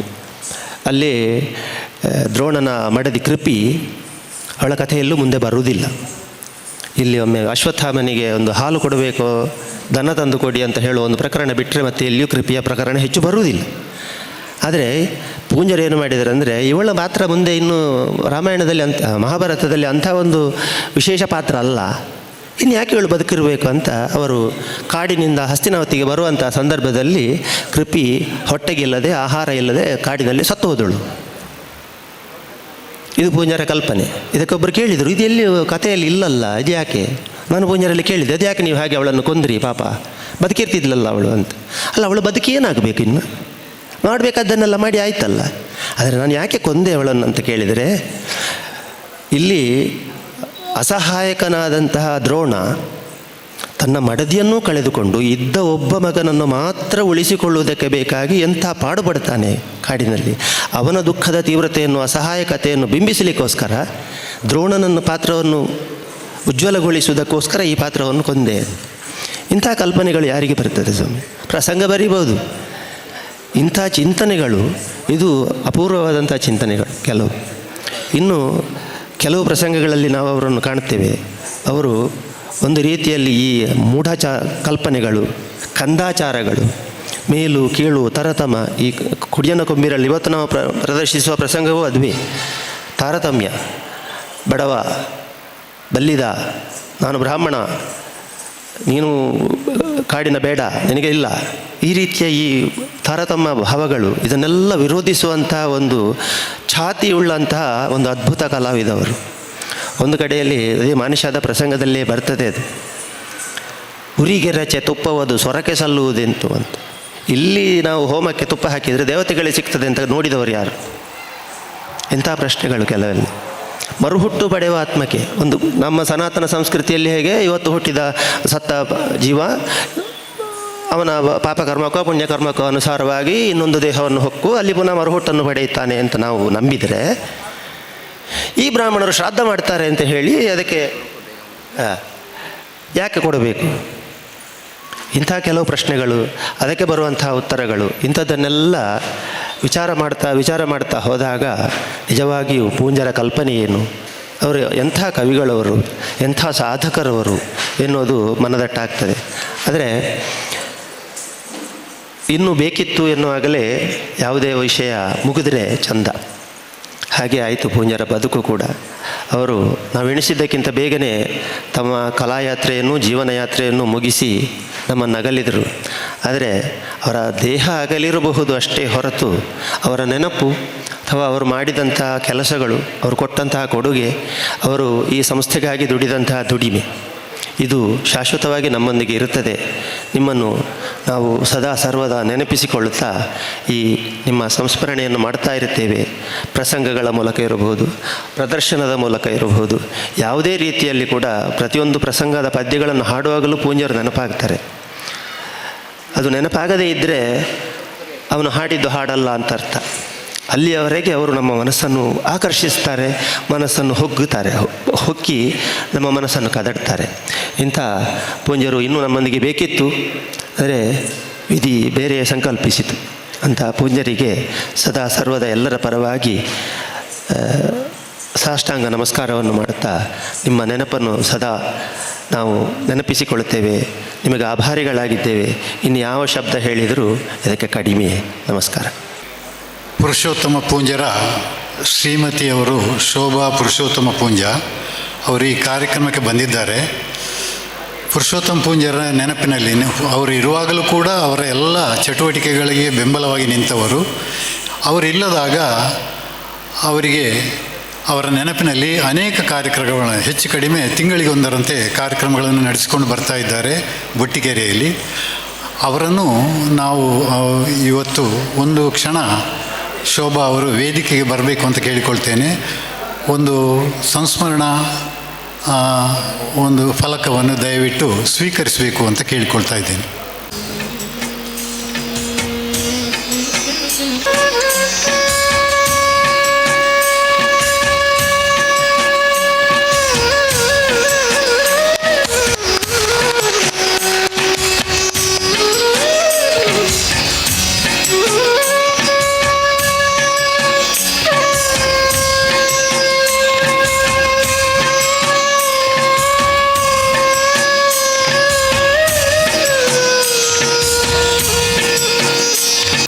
ಗೌರವಾಧ್ಯಕ್ಷರಾಗಿ ನನ್ನನ್ನು ಈ ಒಂದು ವೇದಿಕೆಯಲ್ಲಿ ಪುರುಷೋತ್ತಮ ಪೂಂಜ ಮತ್ತು ನಾನು ಹೈಸ್ಕೂಲ್ನಲ್ಲಿ ಇದೇ ಆನಂದಾಶ್ರಮ ಹೈಸ್ಕೂಲ್ನಲ್ಲಿ 8ನೇ 9ನೇ 10ನೇ ಕ್ಲಾಸಿನಲ್ಲಿ ನಾವು ಒಟ್ಟಿಗೆ ಜೊತೆಯಾಗಿ ಕಲಿತವರು. 8ನೇ 9ನೇ 10ನೇ ಕ್ಲಾಸಿನಲ್ಲಿ ಆ ಸಂದರ್ಭದಲ್ಲಿ ಚಿಕ್ಕದಿರುವಾಗ ಅವರು ತುಂಬ ಪ್ರತಿಭಾನ್ವಿತ ಸ್ಟೂಡೆಂಟ್ ಆಗಿದ್ದರು. ಅವರು ಎಲ್ಲಿವರೆಗೆ ಪ್ರತಿಭಾವಂತರ ಅಂದರೆ ಎಲ್ಲ ಸಬ್ಜೆಕ್ಟ್ನಲ್ಲಿ ಕೂಡ, ಎಲ್ಲ ವಿಷಯದಲ್ಲಿ ಕೂಡ ಅಷ್ಟು ಪ್ರವೀಣತೆಯನ್ನು ಹೊಂದಿದ್ದರು ಪುರುಷೋತ್ತಮ ಪೂಂಜ ಅವರು. ಒಂದು ಘಟನಾವಳಿಯನ್ನು ನಾನು ನೆನಪಿಸ್ತೇನೆ. ಒಂದು ದಿವಸ ಇಡೀ ದಿವಸ ಅವರು ಗೇಮ್ಸಲ್ಲಿ ತಲ್ಲೀನರಾಗಿ ರಾತ್ರಿ ಇಡೀ ಯಕ್ಷಗಾನ ಆಟ ನೋಡಿ ಮರುದಿನ ಲೆಕ್ಕ ಪರೀಕ್ಷೆಯಲ್ಲಿ 100ಕ್ಕೆ 100 ಅಂಕವನ್ನು ಗಳಿಸಿದ ಪ್ರತಿಭಾವಂತ ಪುರುಷೋತ್ತಮ ಪೂಂಜ. ಅದು ನನಗೆ ಈಗಲೂ ನೆನಪಿಗೆ ಬರ್ತದೆ. ಇಡೀ ದಿವಸ ಯಕ್ಷಗಾನ ಆಟ ನೋಡಿ ಮರುದಿವಸ ಲೆಕ್ಕದಲ್ಲಿ 100ಕ್ಕೆ 100 ತೆಗೆದು ಅಂತಹ ಒಂದು ಪ್ರತಿಭಾವಂತ ಸ್ಟೂಡೆಂಟ್ ಆಗಿದ್ದರು. ಅವರು ಅದೇ ವಿಷಯದ ಹಿಂದಿಯಲ್ಲಿ ಕೂಡ ಅವರು ಅಷ್ಟೇ ಪ್ರತಿಭಾನ್ವಿತ ವ್ಯಕ್ತಿಯಾಗ್ತಿದ್ದರು. ಅದೇ ರೀತಿ ಕನ್ನಡ, ಇಂಗ್ಲೀಷು ಕೂಡ ಎಲ್ಲ ಭಾಷೆಗಳಲ್ಲಿ ಅವರು ನಿರರ್ಗಳತೆಯನ್ನು ಹೊಂದಿದ್ದರು. ಹಾಗೆ ಅವರನ್ನು ಅವರೊಟ್ಟಿಗೆ ಇದ್ದರೂ ಕೂಡ ನನಗೆ ವಿಶೇಷವಾಗಿ ಕಾಣುತ್ತಿತ್ತು. ಕೆಲವು ವಿಷಯದಲ್ಲಿ ನನಗೆ ಕೂಡ ಅವರು ಮಾರ್ಗದರ್ಶನವನ್ನು ಕೊಡ್ತಾಯಿದ್ದರು. ಆಮೇಲೆ ಅವರು ಹೈಸ್ಕೂಲು ಲೆವೆಲ್ ಆದ ಮೇಲೆ ನಾವು ಕಾಲೇಜಿಗೆ ಒಂದೇ ಕಾಲೇಜಿನಲ್ಲಿ ಹೋಗಿದ್ದೆವು. ಸರ್ಕಾರಿ ಕಾಲೇಜು ಮಂಗಳೂರು. ಅವರು ಸೈನ್ಸ್ ಸಬ್ಜೆಕ್ಟ್, ನಂದು ಆರ್ಟ್ಸ್ ಸಬ್ಜೆಕ್ಟ್. ಹಾಗೆ ಆ 3 ವರ್ಷ ಅವರು ಬೇರೆ ಬೇರೆ ಸಬ್ಜೆಕ್ಟಲ್ಲಿ, ನಾವು ಕೂಡ ಬೇರೆ ಬೇರೆ ಸಬ್ಜೆಕ್ಟಲ್ಲಿ, ಮತ್ತು ಅವರು ವೃತ್ತಿ ನಿರತರಾಗಿ ಬೇರೆ ಬೇರೆ ಪ್ರದೇಶಕ್ಕೆ ಹೋದರು. ಮುಂದೆ ನಾನು ನನ್ನ ರೀತಿಯಲ್ಲಿ ಹೋದೆ. ಆಮೇಲೆ ಅವರು ತುಂಬ ಹೆಸರುವಾಸಿಯಾದರು. ಈ ಯಕ್ಷಗಾನ ಆಟದಲ್ಲಿ, ಯಕ್ಷಗಾನ ನಾಟಕದಲ್ಲಿ ಹೆಸರಾಂತ ಪ್ರಸಂಗಗಳನ್ನು ಬರೆದು ಹೆಸರಾಂತ ವ್ಯಕ್ತಿಯಾಗಿ ಪ್ರಸಿದ್ಧಿಯನ್ನು ಪಡೆದರು.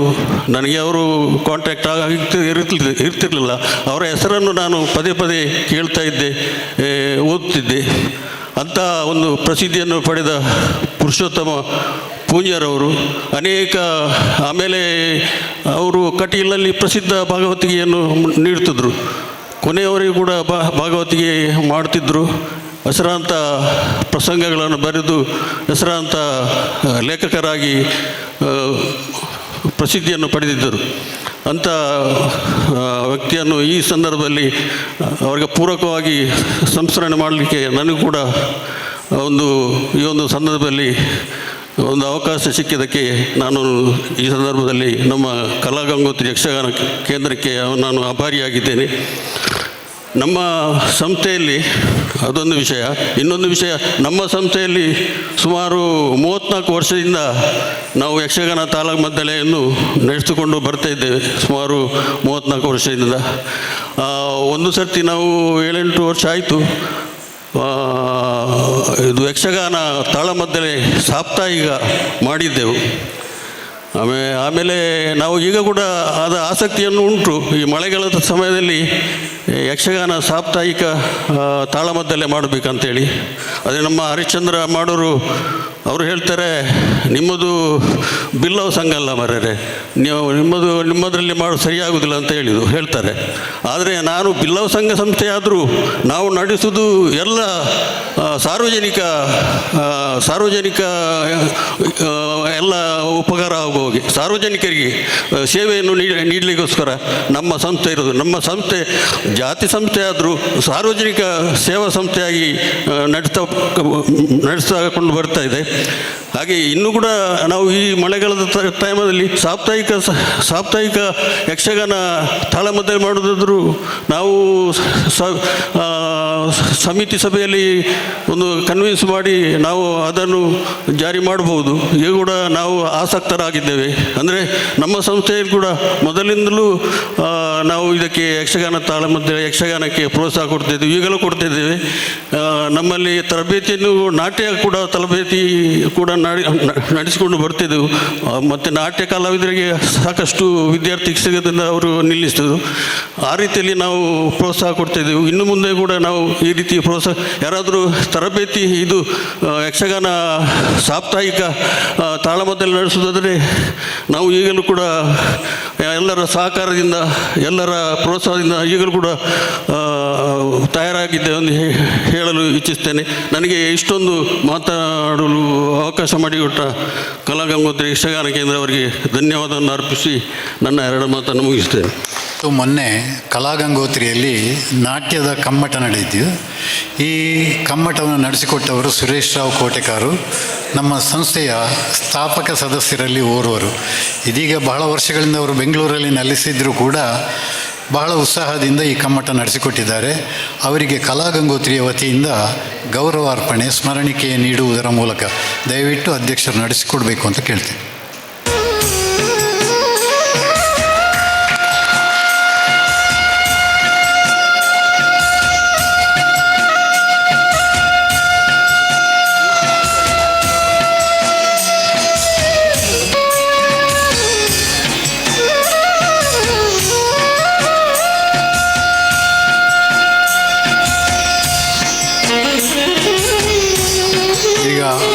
ಯಕ್ಷಗಾನ ನಾಟ್ಯ ಸಮನ್ವಯ ಕಮ್ಮಟ ಇದರ ಬಗ್ಗೆ 1-2 ಮಾತು ಹೇಳ್ತಾ ಇದ್ದೇನೆ ಅಷ್ಟೇ. ಇದು ಮಾಡುವುದಕ್ಕೆ ನನಗೆ ಪ್ರೇರಣೆ ಏನು ಬಂತು ಅಂದರೆ, ಇತ್ತೀಚೆಗೆ ನಾನು ಬ್ಯಾಂಗ್ಳೂರಿನಲ್ಲೇ ನೆಲೆಸಿರೋದ್ರಿಂದ ಯಕ್ಷಗಾನವನ್ನು ನೇರವಾಗಿ ನೋಡುವ ಅನುಭವಿಸುವಂತಹ ಅವಕಾಶ ಕಡಿಮೆ. ಏನಿದ್ರೂ ನಮಗೆ ಆ ಯೂಟ್ಯೂಬ್ಗಳಲ್ಲಿ ಯಕ್ಷಗಾನ ಅಂತ ಹಾಕಿದರೆ ಈಗ ಸಾವಿರಾರು ಯಕ್ಷಗಾನಗಳೆಲ್ಲ ನಮಗೆ ನೋಡಲಿಕ್ಕೆ ಸಿಗ್ತದೆ. ಅದರ ಒಟ್ಟಿಗೆ ನಾವು ಏನು ಬೇಕು ಅದನ್ನು ಹೀಗೆ ನೋಡ್ತಾ ಇದ್ದು.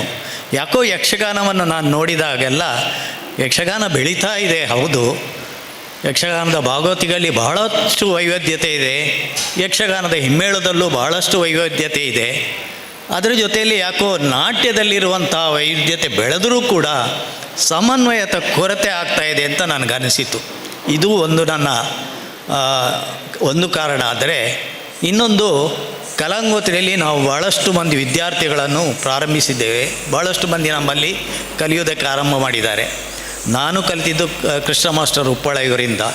ಆದರೆ ಅವರ ನಂತರ ಇಲ್ಲಿಯ ಯಕ್ಷಗಾನ ನಾಟ್ಯವನ್ನು ಮುಂದುವರಿಸಿಕೊಂಡು ಬಂದದ್ದು ನಾನೊಂದು ರೀತಿಯ ನನ್ನದೇ ಆದಂಥ ಒಂದು ಕ್ರಮವನ್ನು ಹೇಳಿಕೊಟ್ಟಿದ್ದೆ. ಇದಕ್ಕೆ ಶ್ರೀ ಪುರುಷೋತ್ತಮ ಪೂಜ್ಯರಾಗಲಿ, ಆನೆಗುಂಡಿ ಗಣಪತಿ ಭಟ್ರಾಗಲಿ ಮತ್ತು ಕೆಲವರು ಅವರದಾದಂತಹ ಒಂದು ಸಹಾಯವನ್ನು ಕೊಡ್ತಾ, ಅವರದಾದ ಸಲಹೆಗಳನ್ನು ಕೊಡ್ತಾ ಅದನ್ನು ಬೇರೆ ರೀತಿಯ ಒಂದು ವ್ಯಾಯಾಮದಲ್ಲಿ ನಾವು ಮುಂದುವರಿಸಿಕೊಂಡು ಹೋಗಿದ್ದು. ಆದರೆ ಈಗ ಆ ಎಲ್ಲ ಕಲಿತಂಥ ವಿದ್ಯಾರ್ಥಿಗಳು ಗುರುಗಳಾಗಿದ್ದಾರೆ, ಯಕ್ಷ ಗುರುಗಳಾಗಿದ್ದಾರೆ. ಅವರು ಕಲಿಸಿದಂಥ ಆ ನಾಟ್ಯದ ಆ ಕ್ಲಾಸುಗಳನ್ನು, ಅಂದರೆ ತರಗತಿಗಳನ್ನು ಅಥವಾ ಆ ವಿದ್ಯಾರ್ಥಿಗಳನ್ನು ನೇರವಾಗಿ ನೋಡುವಂಥ ಅವಕಾಶ ನನಗೆ ಇಲ್ಲದೇ ಇದ್ದರೂ ಕೂಡ ಆ ಯಕ್ಷಗಾನಗಳನ್ನು ನೋಡುವಂತಹ ಭಾಗ್ಯ ನನಗೆ ಯೂಟ್ಯೂಬಿಂದಾಗಿ ಲಭ್ಯವಾಯಿತು. ಆವಾಗ ನನಗನಿಸಿದ್ದಷ್ಟೇ, ಯಾವಾಗ ನಮ್ಮ ಮೂಲ ಪ್ರತಿಯಿಂದ ನಾವು ಕಾಪಿ ಮಾಡ್ತಾ ಬಂದಾಗೆ ಕೆಲವೊಮ್ಮೆ ಹಾಗೇ ಇರಲಿಕ್ಕೆ ಸಾಧ್ಯ ಇಲ್ಲ, ಅದು ಬದಲಾಗ್ತಾ ಹೋಗ್ತದೆ. ಹಾಗಿದ್ದರೆ ನಮ್ಮ ನಾಟ್ಯ ಮೂಲವಾಗಿ ನನ್ನಿಂದ ಕಲಿಸಲ್ಪಟ್ಟಲು ಅವರೆಲ್ಲ ಕಲಿಯಲ್ಪಟ್ಟರೂ ಕೂಡ ಕಲಾಗಂಗೋತ್ರಿಯ ಒಂದು ಛಾಯೆ ಸ್ವಲ್ಪ ಬದಲಾಗ್ತಾ ಇದೆ. ಯಾಕೆ ನಾವು ಇದೆಲ್ಲವನ್ನು ಸೇರಿಸಿಕೊಂಡು ಇದು ಕಲಾಗಂಗೋತ್ರಿಯ ಯಕ್ಷಗಾನ ಕ್ರಮ ಅಂತ ಮಾಡಬಾರ್ದು ಅಂತ ಅನ್ನಿಸಿತು. ಇದು ನಾಟ್ಯದ ಬಗ್ಗೆ ಹೇಳೋದು. ಇನ್ನೊಂದು ಸಮನ್ವಯ. ಇದು ಶಬ್ದ ಬಹುಶಃ ಸದಾಶಿವ ಮಹರ್ಷಿ ಇದನ್ನೆಲ್ಲ ಕೇಳಿದ ಮೇಲೆ ಅವರೇ ಸೂಚಿಸಿದ್ದು. ಇದು ಸಮನ್ವಯ ಅನ್ನೋದು ಕೇವಲ ಯಕ್ಷಗಾನ ನಾಟ್ಯದ ಸಮನ್ವಯ ಅಥವಾ ಯಕ್ಷಗಾನ ಗುರುಗಳ ಸಮನ್ವಯ ಅಥವಾ ಯಕ್ಷಗಾನದಲ್ಲಿರುವಂಥ ಕಲಾವಿದರ ಸಮನ್ವಯ ಅಷ್ಟೇ ಅಲ್ಲ. ಯಕ್ಷಗಾನ ಈಗ ಎಷ್ಟು ಬೆಳೆದಿದೆ ಅಂದರೆ, ಯಕ್ಷಗಾನಕ್ಕೆ ಬರುವಂತಹ ಭಾಗವತರುಗಳು ಮೊದಲಾಗಿ ಸಂಗೀತ ಅಭ್ಯಾಸವನ್ನು ಮಾಡಿಕೊಂಡೇ ಬರ್ತಾರೆ. ಸಂಗೀತದಲ್ಲಿ ಸಾಕಷ್ಟು ಪರಿಣತಿಯನ್ನೇ ಹೊಡೆದುಕೊಂಡು ಬರ್ತಾರೆ. ಅಂದರೆ ಕರ್ನಾಟಕ ಸಂಗೀತವೋ ಉತ್ತರಾದಿಯೋ ದಕ್ಷಿಣಾದಿಯೋ ಅದರಲ್ಲಿ ಪೂರ್ಣ ಪರಿಣತಿಯನ್ನು ಪಡೆದ ಮೇಲೆ ಯಕ್ಷಗಾನಕ್ಕೆ ಬರುವಂಥ ಭಾಗವತರುಗಳಿದ್ದಾರೆ. ಅದೇ ರೀತಿ ನಮ್ಮಲ್ಲಿ ಬರುವಂಥ ಶಿಷ್ಯಂದರು ಕೂಡ ಭರತನಾಟ್ಯವೋ ಕೂಚುಪುಡಿಯೋ ಈ ರೀತಿಯ ಬೇರೆ ಬೇರೆ ಪ್ರಕಾರಗಳಲ್ಲಿ ಸಾಕಷ್ಟು ಪಾಂಡಿತ್ಯವನ್ನು ಪಡೆದು ಅಥವಾ ಅದರ ಒಟ್ಟಿಗೆ ಅದನ್ನು ಕಲಿತಾ ಇದ್ದಾಗ ಇದನ್ನು ಕಲಿಯುತ್ತಾ ಕೂಡ ಬರ್ತಾರೆ. ಇನ್ನು ನಾಟಕದಲ್ಲಿ ಸಾಕಷ್ಟು ಪಳಗಿಕೊಂಡವರು ಕೂಡ ಈಗ ಯಕ್ಷಗಾನವನ್ನು ಬಳಸಿಕೊಂಡು ನಾಟಕವನ್ನು ಬೆಳೆಸುವಂಥ ಒಂದು ಹವ್ಯಾಸವನ್ನು ಬೆಳೆಸಿಕೊಂಡಿದ್ದಾರೆ. ಇದೆಲ್ಲ ಕಾಣುವಾಗ ನನಗನ್ನಿಸಿದ್ದು, ಯಕ್ಷಗಾನವು ನಾವು ಅದಕ್ಕೆ ಸರಿಯಾಗಿ ಸ್ವಲ್ಪ ನಮ್ಮ ನಾಟ್ಯವನ್ನು ನಾವು ಬೇರೆ ರೀತಿಯಲ್ಲಿ, ಅಂದರೆ ಅವರಿಗೆ ಅರ್ಥ ಆಗುವ ರೀತಿಯಲ್ಲಿ ನಾವು ಹೇಳ್ತಾ ಹೋದರೆ ಬಹುಶಃ ಸಮನ್ವಯತೆಯನ್ನು ಸಾಧಿಸಿದಾಗೆ ಆಗ್ತದೆ. ಇದನ್ನು ನಾನು ಸದಾಶಿವ ಮಹರ್ಷಿಯಲ್ಲಿ ಒಂದು ದಿನ ವಿಮರ್ಶೆ ಮಾಡಿದಾಗ, ಉದಾಹರಣೆಗೆ ನಮ್ಮಲ್ಲಿಯೂ ತಾಳಗಳಿದ್ದಾವೆ, ಬೇರೆ ಈಗ ಸಂಗೀತದಲ್ಲೂ ಬೇರೆ ಬೇರೆ ತಾಳಗಳಿದ್ದಾವೆ. ನಮ್ಮ ತಾಳಕ್ಕೂ ಅವರ ತಾಳಕ್ಕೂ ಏನು ವ್ಯತ್ಯಾಸ, ಏನು ಸಾಮೀಪ್ಯ ಇದೆ, ಏನು ವ್ಯತ್ಯಾಸ ಇದೆ, ಇದನ್ನು ನಾವು ಹೇಳುವಾಗ ನಾವು ಕುಣಿದು ತೋರಿಸ್ಬೋದು, ತಾಳ ಹಾಕಿ ತೋರಿಸ್ಬೋದು. ಅದಕ್ಕಿಂತ ಹೆಚ್ಚಾಗಿ ಅವರು ಹೇಳುವಂತಹ ನಡೆಗಿಂದಗಳಿಂದ, ಲಯದಿಂದ ನೋಡಿ ನಮ್ಮ ತಾಳ ಹೀಗೆ, ಅದರ ಇದು ಹೇಗೆ. ಸಾಮಾನ್ಯವಾಗಿ ಯಕ್ಷಗಾನದಲ್ಲಿ ನಾವು ಇದನ್ನೆಲ್ಲ ಹೇಳುವಾಗ ತಾಳದ ಮದ್ದಳೆಗಾರರು ಯಾವ ರೀತಿ ನುಡಿಸ್ತಾರೆ ಅದನ್ನು ಹೇಳ್ತೇವೆ. ಅದು ನಮ್ಮವರಿಗೆ ಅರ್ಥ ಆಗ್ಬೋದು, ಬೇರೆಯವರಿಗೂ ಅರ್ಥ ಆಗುವ ಹಾಗೆ ನಾವು ಯಾಕೆ ಇದನ್ನು ಹೇಳಬಾರ್ದು. ಈ ಕಾರಣಕ್ಕಾಗಿ ನಾನು ಯಕ್ಷಗಾನ ನಾಟ್ಯದ ಕೆಲವು ತಾಳಗಳ ನಡೆ ಯಾವ ರೀತಿ ಇರ್ತದೆ, ಇದು ಯಕ್ಷಗಾನಕ್ಕಲ್ಲದೆ ಭರತನಾಟ್ಯಕ್ಕೂ ಅಥವಾ ಹಾಡುವ ಉಳಿದ ಕಲಾವಿದರಿಗೂ ಸಂಗೀತಗಾರರಿಗೂ ಅರ್ಥ ಆಗುವ ಹಾಗೆ ನಾವು ಹೇಗೆ ಹೇಳಬಹುದು ಅನ್ನೋದನ್ನು ಸಂಕ್ಷಿಪ್ತವಾಗಿ ನಾವು ಎಲ್ಲ ವಿದ್ಯಾರ್ಥಿಗಳನ್ನು ಕರೆದು ಅವರಿಗೆ ಹೇಳೋದು ಕಷ್ಟ ಆಗ್ತದೆ. ಆದ್ದರಿಂದ ಕೇವಲ ನಾವು ಗುರುಗಳನ್ನು ಆರಿಸಿಕೊಂಡು ನಮ್ಮಲ್ಲಿಂದ ಇದ್ದವರಿಗೆ ಅವರಿಗೆ, ಯಾಕಂದರೆ ಇನ್ನು ಮುಂದೆ ಯಕ್ಷಗಾನವನ್ನು ಉಳಿಸಬೇಕು, ಬೆಳೆಸಬೇಕಾಗಿದ್ದು ನಮ್ಮ ಗುರುಗಳೇ. ಆದ್ದರಿಂದ ಅವರಿಗೆ ನಾವು ಹೇಳ್ತಾ ಬಂದು ಇನ್ನು ಕೆಲವು ಅದರ ಜೊತೆಯಲ್ಲಿ ತಾಳಗಳ ಬಿಡ್ತಿಗಳಂದರೆ ತಾಳ ನಾವು ಹಾಡುವುದು ನಿಲ್ಲಿಸಿದಾಗ ಕುಣಿಯುವಂಥದ್ದಕ್ಕೆ ಬಿಡ್ತಿಗೆ ಅಂತೀವಿ.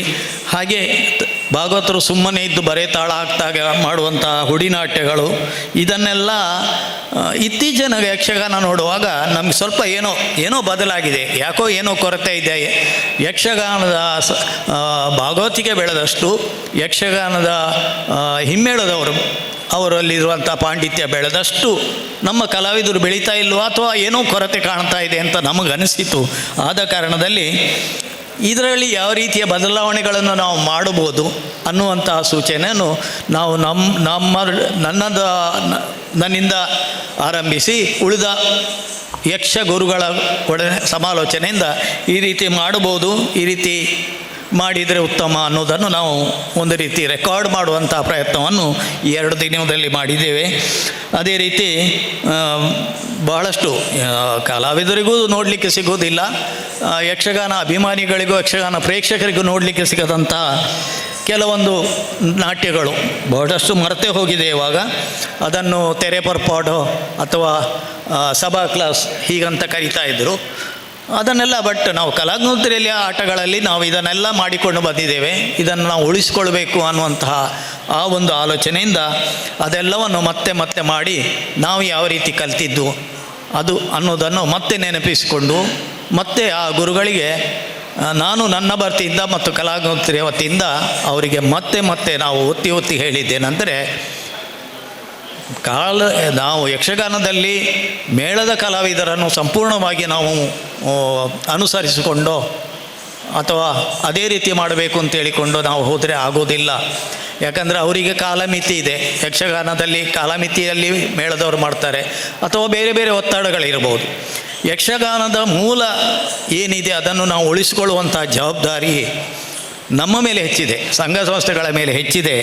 ಆದ್ದರಿಂದ ಈ ಎಲ್ಲವನ್ನು ಯಾವುದು ಅಳಿದು ಹೋಗ್ತಾ ಇದೆ ಅಂತಹ ತೆರೆ ಪರ್ಪಾಡುಗಳು, ಹನುಮಂತದ್ದಿರ್ಬೋದು, ರಾಮ ಲಕ್ಷ್ಮಣರದ್ದಿರ್ಬೋದು, ದೇವೇಂದ್ರದ್ದಿರ್ಬೋದು, ಕಾರ್ತವ್ಯ, ಈ ರೀತಿಯ ಸಭಾ ಕ್ಲಾಸ್ಗಳನ್ನು ನಾವು ಮತ್ತೆ ಮುಂದುವರಿಸ್ಕೊಳ್ಬೇಕು ಹೇಳಿ ಅದನ್ನು ಮತ್ತೆ ನಾವು ಅಭ್ಯಾಸ ಮಾಡಿ ಅದನ್ನು ಸ್ವಲ್ಪ ರೆಕಾರ್ಡ್ ಮಾಡಿ ನಾವು ಕಲಾಗ್ನೋತ್ರಿಯಲ್ಲಿ ಉಳಿಸುವಂತಹ ಕೆಲಸ ಮಾಡಿದ್ದೇವೆ. ಹಾಗಾಗಿ ಹಲವಾರು ಕಮ್ಮಟಗಳನ್ನು ಮಾಡಿದಂತಹ ಕಲಾಗಂಗೋತ್ರಿಗೆ ಇದು ಒಂದು ರೀತಿಯ ಕಮ್ಮಟವನ್ನು ಮಾಡುವಂತಹ ಅವಕಾಶ ಸಿಕ್ಕಿದೆ. ಹೀಗೆ 2 ದಿನದಲ್ಲಿ ಸುಮಾರು 3 ಗಂಟೆ ಅಂತ ನಾವು ನಿರ್ಧಾರ ಮಾಡಿದರೂ ಕೂಡ ಕೆಲವು ದಿನ 4 ಗಂಟೆ, ಕೆಲವು ದಿನ 5 ಗಂಟೆ ಹೀಗೆ ಆಗಿದೆ. ಬಹಳಷ್ಟು ದೊಡ್ಡಂತಹ ಕಲಾವಿದರು ಬಹಳ ಬ್ಯುಸಿ ಇದ್ದರು ಕೂಡ. ರಾಕೇಶ್ ಅಡ್ಕ ಎಲ್ಲ ಬಂದಿದ್ದಾರೆ ಮತ್ತು ನಮ್ಮ ದಯಾನಂದ, ಇನ್ನು ಕೆಲವರು ಸತ್ಯಾನಂದರಾವ್, ಇವರೆಲ್ಲ ಬಹಳ ದೂರದಿಂದ ಬಂದುಕೊಂಡು ಅದರಲ್ಲಿ ಭಾಗಿಯಾಗಿದ್ದಾರೆ. ಬಹುಶಃ ಅವರು ಕೂಡ ಸಾಕಷ್ಟು ಕಲೀಲಿಕ್ಕೂ ಮತ್ತು ನಮಗೆ ಕಲಿಸಲಿಕ್ಕೂ ಎರಡಕ್ಕೂ ಸಹಕಾರ ಆಗಿದೆ ಅಂತ ತಿಳಿದುಕೊಳ್ತೇನೆ. ನನ್ನ ಒಂದು ಕಳಕಳಿಯ ಪ್ರಾರ್ಥನೆ ಕಲಾಗ್ನೋತ್ರಿಯ ಈ ವೇದಿಕೆಯಲ್ಲಿ ಏನು ಅಂದರೆ, ಯಕ್ಷಗಾನದ ಕೆಲವೊಂದನ್ನು ಉಳಿಸುವ ಮತ್ತು ಬೆಳೆಸುವ ಜವಾಬ್ದಾರಿ ಹವ್ಯಾಸಿ ಕಲಾವಿದರ ಮೇಲೆ ಇದೆ. ಆದ್ದರಿಂದ ದಯವಿಟ್ಟು ಹವ್ಯಾಸಿ ಕಲಾವಿದರು ಮತ್ತು ಹವ್ಯಾಸಿ ಕಲಾವಿದರನ್ನು ಬೆಳೆಸುವಂಥ ಯಕ್ಷಗುರುಗಳು ಇದರ ಕಡೆ ಸ್ವಲ್ಪ ಗಮನ ಹರಿಸಬೇಕು, ಇದನ್ನು ಉಳಿಸಬೇಕು ಮತ್ತು ಕಲಾಗ್ನೋತ್ರಿಯನ್ನು ಕಲೆಯನ್ನು ಬೆಳೆಸಬೇಕು, ಯಕ್ಷಗಾನ ಕಲೆಯನ್ನು ಬೆಳೆಸಬೇಕು. ಇದಕ್ಕೆ ಈ ರೀತಿಯ ಕಾರ್ಯಕ್ರಮಕ್ಕೆ ಕಲಾಗ್ನೋತ್ರಿ ಒಂದು ಆರಂಭ ಮಾಡಿದ್ದು ನನಗೆ ಬಹಳ ಸಂತೋಷ. ನನ್ನದೇ ಸಂಸ್ಥೆ ಆರಂಭ ಮಾಡಿದ್ದು ಬಹಳ ಸಂತೋಷ ಆಗ್ತಾಯಿದೆ. ಮತ್ತು ಈ 3 ದಿನದ ಕಮ್ಮಟದಲ್ಲಿ ಅಥವಾ ಸಮನ್ವಯದ ಕಮ್ಮಟದಲ್ಲಿ ನಾನು ನೇರವಾಗಿ ಭಾಗಿಯಾಗುವುದಕ್ಕೆ ಅವಕಾಶ ಮಾಡಿಕೊಟ್ಟದ್ದಕ್ಕಾಗಿ ಕಲಾಗ್ನೋತ್ರಿಯ ಎಲ್ಲ ಸದಸ್ಯರಿಗೂ ಪದಾಧಿಕಾರಿಗಳಿಗೂ ನಾನು ನನ್ನ ವೈಯಕ್ತಿಕ ವಂದನೆಯನ್ನು ಅರ್ಪಿಸ್ತಾ ಇದ್ದೇನೆ. ಇನ್ನೂ ಹೇಳುವುದಿದ್ರೆ ಭಾಳಷ್ಟು ಇದೆ. ಪುರುಷೋತ್ತಮ ಪುಂಜರು ಭಾಳಷ್ಟು ಆತ್ಮೀಯರು ನನಗೆ. ಕಲಾಗಂತಿಯನ್ನು ಬೆಳೆಸಿದರಲ್ಲಿ ಅವರ ಪಾತ್ರವು ಭಾಳ ದೊಡ್ಡದು. ಆನೆಗುಂಡಿ ಗಣಪತಿ ಭಟ್ರು ಮತ್ತು ಪುರುಷೋತ್ತಮ ಪುಂಜರು ಇವರನ್ನು ಕೂಡ ಇದೇ ವೇದಿಕೆಯಲ್ಲಿ ಸಂಸ್ಮರಣೆ ಮಾಡ್ತಾ ಇರೋದು ಭಾಳ ಸಂತೋಷದ ವಿಷಯ.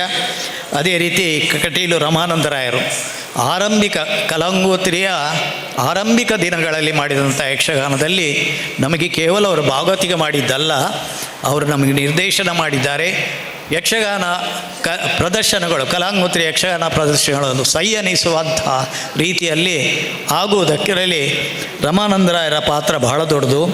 ಇನ್ನು ರವಿ ಆಲೇವರಾಯರು, ನಾನು ಕಾರ್ಯನಿಮಿತ್ತರ ಈ ಊರನ್ನು ಬಿಟ್ಟು ಬೇರೆ ಕಡೆ ಹೋಗಬೇಕಾದಾಗ ಇಲ್ಲಾದಂತಹ ಕೊರತೆಯನ್ನು ನೀಗಿಸಿದವರು ರವಿ ಆಲಿವರಾಯರು. ಇವತ್ತಿಲ್ಲ, ಅವರ ಕಾರ್ಯಕ್ರಮಕ್ಕೆ ಹೋಗಿದ್ದಾರೆ. ಆದರೆ ನೀವೆಲ್ಲರೂ ಈ ಪ್ರದೇಶದಲ್ಲಿ ನೋಡಿದ್ದೀರಿ. ನಾನಿಲ್ಲದ ಸಮಯದಲ್ಲಿ ಇಲ್ಲಿ ಬಂದು ಕಲಾಂಗೋತ್ರಿಯ ಜೊತೆಯಲ್ಲಿ ಪಾತ್ರ ಮಾಡಿ ಸಾಕಷ್ಟು ಮಾಡಿದ್ದಾರೆ. ಇವರಿಗೂ ಕೂಡ ಇವತ್ತು ಇದೇ ವೇದಿಕೆಯಲ್ಲಿ ನೀವು ಸನ್ಮಾನಿಸ್ತಾ ಇದ್ದೀರಿ ಅಂದರೆ ಇವರೆಲ್ಲರ ಒಡನಾಟ ನನಗೆ ಸಿಕ್ಕಿದ್ದಿವತ್ತು ನನ್ನ ಪುಣ್ಯವೇನೋ ಅಂತ ನಾನು ಭಾವಿಸ್ತೇನೆ. ಹೀಗೆ ಇಷ್ಟು ನಾನು ಹೇಳಿ, ಇನ್ನೂ ಭಾಳಷ್ಟು ಕಾರ್ಯಕ್ರಮಗಳಾಗೋದಿದೆ. ಯಕ್ಷಗಾನ ಪ್ರದರ್ಶನವನ್ನು ನೀವು ನೋಡಲಿಕ್ಕಿದ್ದೀರಿ. ಆದ್ದರಿಂದ ಹೆಚ್ಚು ಸಮಯವನ್ನು ವ್ಯರ್ಥ ಮಾಡದೆ ನನ್ನ 2 ಮಾತನ್ನು ಮುಗಿಸ್ತಾ ಇದ್ದೇನೆ. ನಮಸ್ಕಾರ. ಅಧ್ಯಕ್ಷತೆ ವಹಿಸಿದವರು ಶ್ರೀ ರವೀಂದ್ರ ಶೆಟ್ಟಿ ಉಳಿದೊಟ್ಟವರು. ತಮಗೆಲ್ಲ ಗೊತ್ತಿರುವ ಹಾಗೆ ದೇರ್ಲಗಟ್ಟೆಯಲ್ಲಿ ವಿದ್ಯಾರತ್ನ ಎಜುಕೇಷನ್ ಟ್ರಸ್ಟನ್ನು ಸ್ಥಾಪಿಸಿ ಅನೇಕ ವರ್ಷಗಳಿಂದ ಶಿಕ್ಷಣ ಕ್ಷೇತ್ರದಲ್ಲಿ ಕೆಲಸ ಮಾಡ್ತಾ ಇದ್ದಾರೆ. ಅಷ್ಟು ಮಾತ್ರವಲ್ಲ, ಸಾಹಿತ್ಯ ಮತ್ತು ಸಾಂಸ್ಕೃತಿಕ ಕ್ಷೇತ್ರಕ್ಕೂ ಅವರ ಕೊಡುಗೆ ಇದೆ. ಸಾಹಿತ್ಯ ಸಮ್ಮೇಳನಗಳನ್ನು ನಡೆಸ್ತಾರೆ. ವಿಶೇಷವಾಗಿ ಕಲಾವಿದರ ಬಗ್ಗೆ ಹೆಚ್ಚಿನ ಗೌರವ ಮತ್ತು ಪ್ರೋತ್ಸಾಹ ಅವರ ಕಡೆಯಿಂದ ಸಿಗ್ತಾ ಇದೆ. ರಾಜಕೀಯ ಕ್ಷೇತ್ರದಲ್ಲಿ ಇದ್ದರೂ ಕೂಡ ಸಮಾಜ ಸೇವಾ ಕಾರ್ಯಕ್ರಮಗಳಲ್ಲಿ ನಿರಂತರ ಭಾಗವಹಿಸ್ತಾ ಇರುವವರು, ಅವಶ್ಯಕತೆ ಉಳ್ಳವರಿಗೆಲ್ಲ ನೆರವು ಒದಗಿಸ್ತಾ ಬಂದವರು. ಇಂದು ನಮ್ಮ ಕೇಳಿಕೆ ಮೇರೆಗೆ ಅಧ್ಯಕ್ಷತೆ ವಹಿಸಲು ಇಲ್ಲಿ ಬಂದು ಉಪಸ್ಥಿತರಿದ್ದಾರೆ. ಅವರು ಕಲಾಗಂಗೋತ್ರಿ ಯಕ್ಷಗಾನ ಕೇಂದ್ರ ಟ್ರಸ್ಟ್ ಸುವರ್ಣ ಮಹೋತ್ಸವವನ್ನು ಆಚರಿಸುವಂತಹ ಒಂದು ಶುಭ ಸಂದರ್ಭದಲ್ಲಿ ನಾವೆಲ್ಲರೂ ಕೂಡ ಇದ್ದೇವೆ. ಈ ಒಂದು ಯಕ್ಷಗಾನ ಕೇಂದ್ರ ಟ್ರಸ್ಟನ್ನು ಇಷ್ಟು ವರ್ಷಗಳವರೆಗೆ ಸ್ಥಾಪಿಸಿ ಅದನ್ನು ನಡೆಸಿಕೊಂಡು ಬರುವಂಥದ್ದು ಅಷ್ಟು ಸುಲಭದ ಕೆಲಸ ಅಲ್ಲ. ಈ ರೀತಿಯಾಗಿ ಒಂದು ಯಕ್ಷಗಾನ ಕೇಂದ್ರ ಅದನ್ನು ಟ್ರಸ್ಟನ್ನು ಮಾಡಿಕೊಂಡು ಬಹಳಷ್ಟು ಕಲಾವಿದರಿಗೆ ಅವಕಾಶವನ್ನು ಮಾಡಿಕೊಟ್ಟಂತಹ ಈ ಭಾಗದ ಈ ಸಂಸ್ಥೆ ಇನ್ನಷ್ಟು ಅಭಿವೃದ್ಧಿಯ ಪಥದಲ್ಲಿ ಸಾಗಲಿ.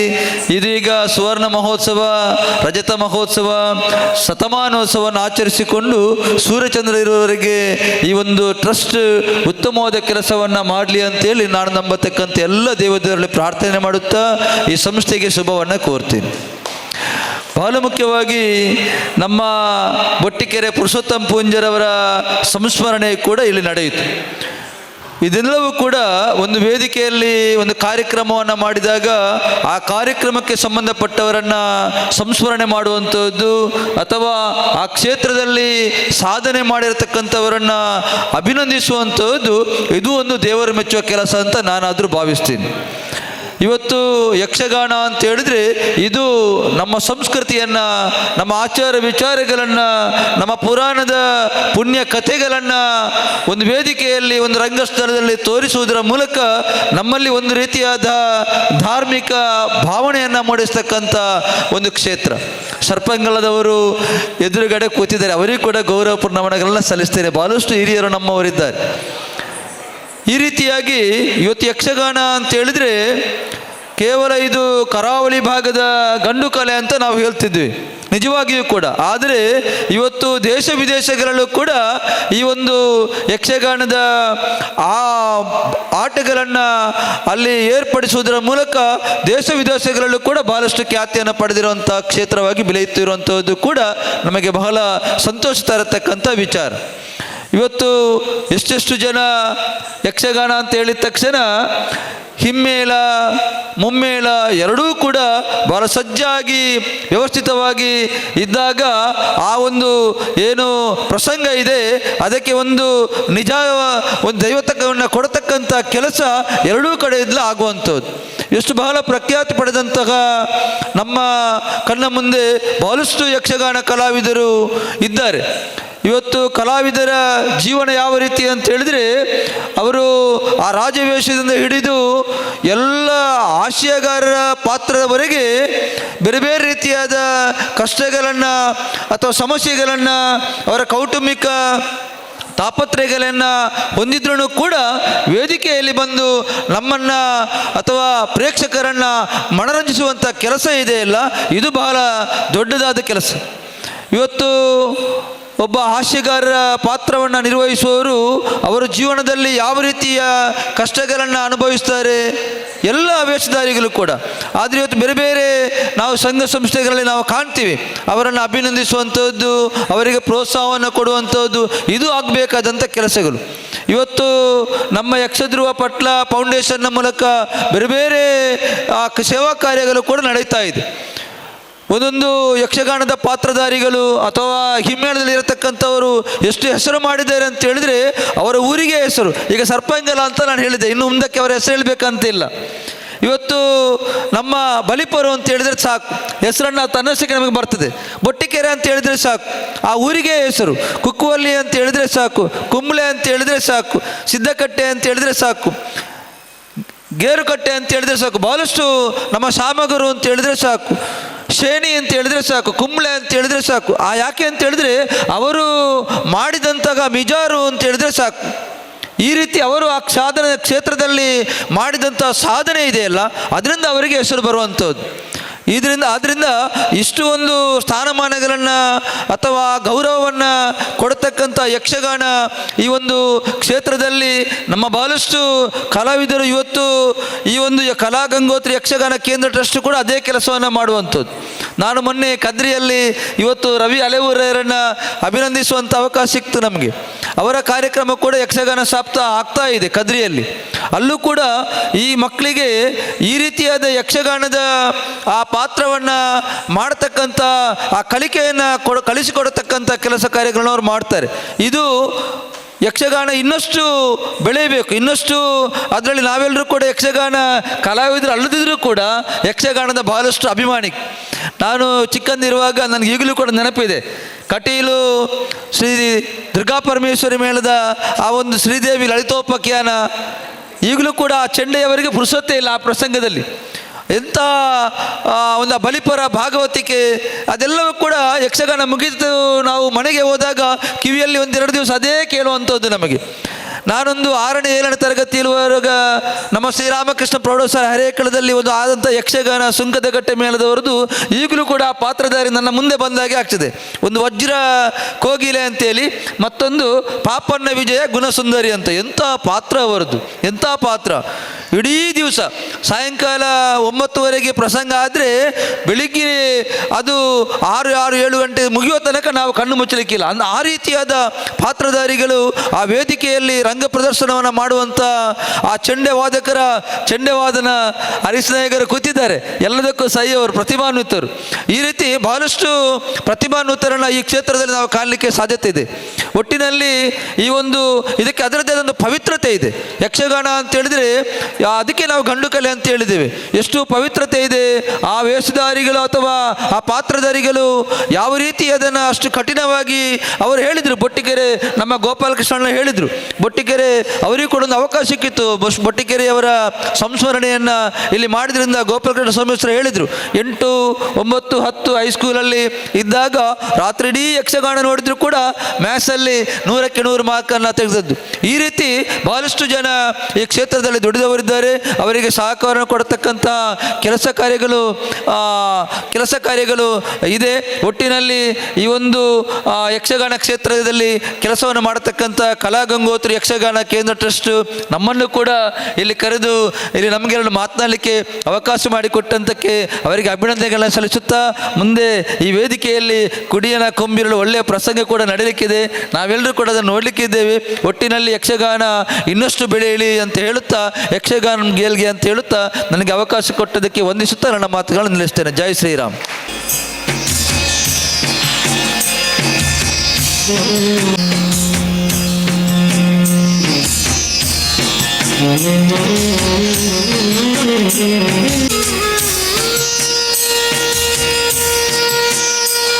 ಸಮಾರಂಭದ ಅಧ್ಯಕ್ಷರಿಗೆ, ಅತಿಥಿಗಳಿಗೆ ಮತ್ತು ಗೌರವಾರ್ಪಣೆ ಸ್ವೀಕರಿಸಿದವರಿಗೆ, ಈ ಕಾರ್ಯಕ್ರಮಕ್ಕೆ ನಮ್ಮ ಆಹ್ವಾನದ ಮೇರೆಗೆ ಬಂದಂಥ ಮಾಧ್ಯಮದವರಿಗೆ, ಕಲಾವಿದರಿಗೆ ಕಲಾ ಗಂಗೋತ್ರಿಯ ವತಿಯಿಂದ ಹೃತ್ಪೂರ್ವಕವಾದ ಧನ್ಯವಾದಗಳನ್ನು ಸಮರ್ಪಿಸುತ್ತಾ ಸಭಾ ಕಾರ್ಯಕ್ರಮವನ್ನು ಇಲ್ಲಿಗೆ ಮುಕ್ತಾಯವಾಯಿತು ಅಂತ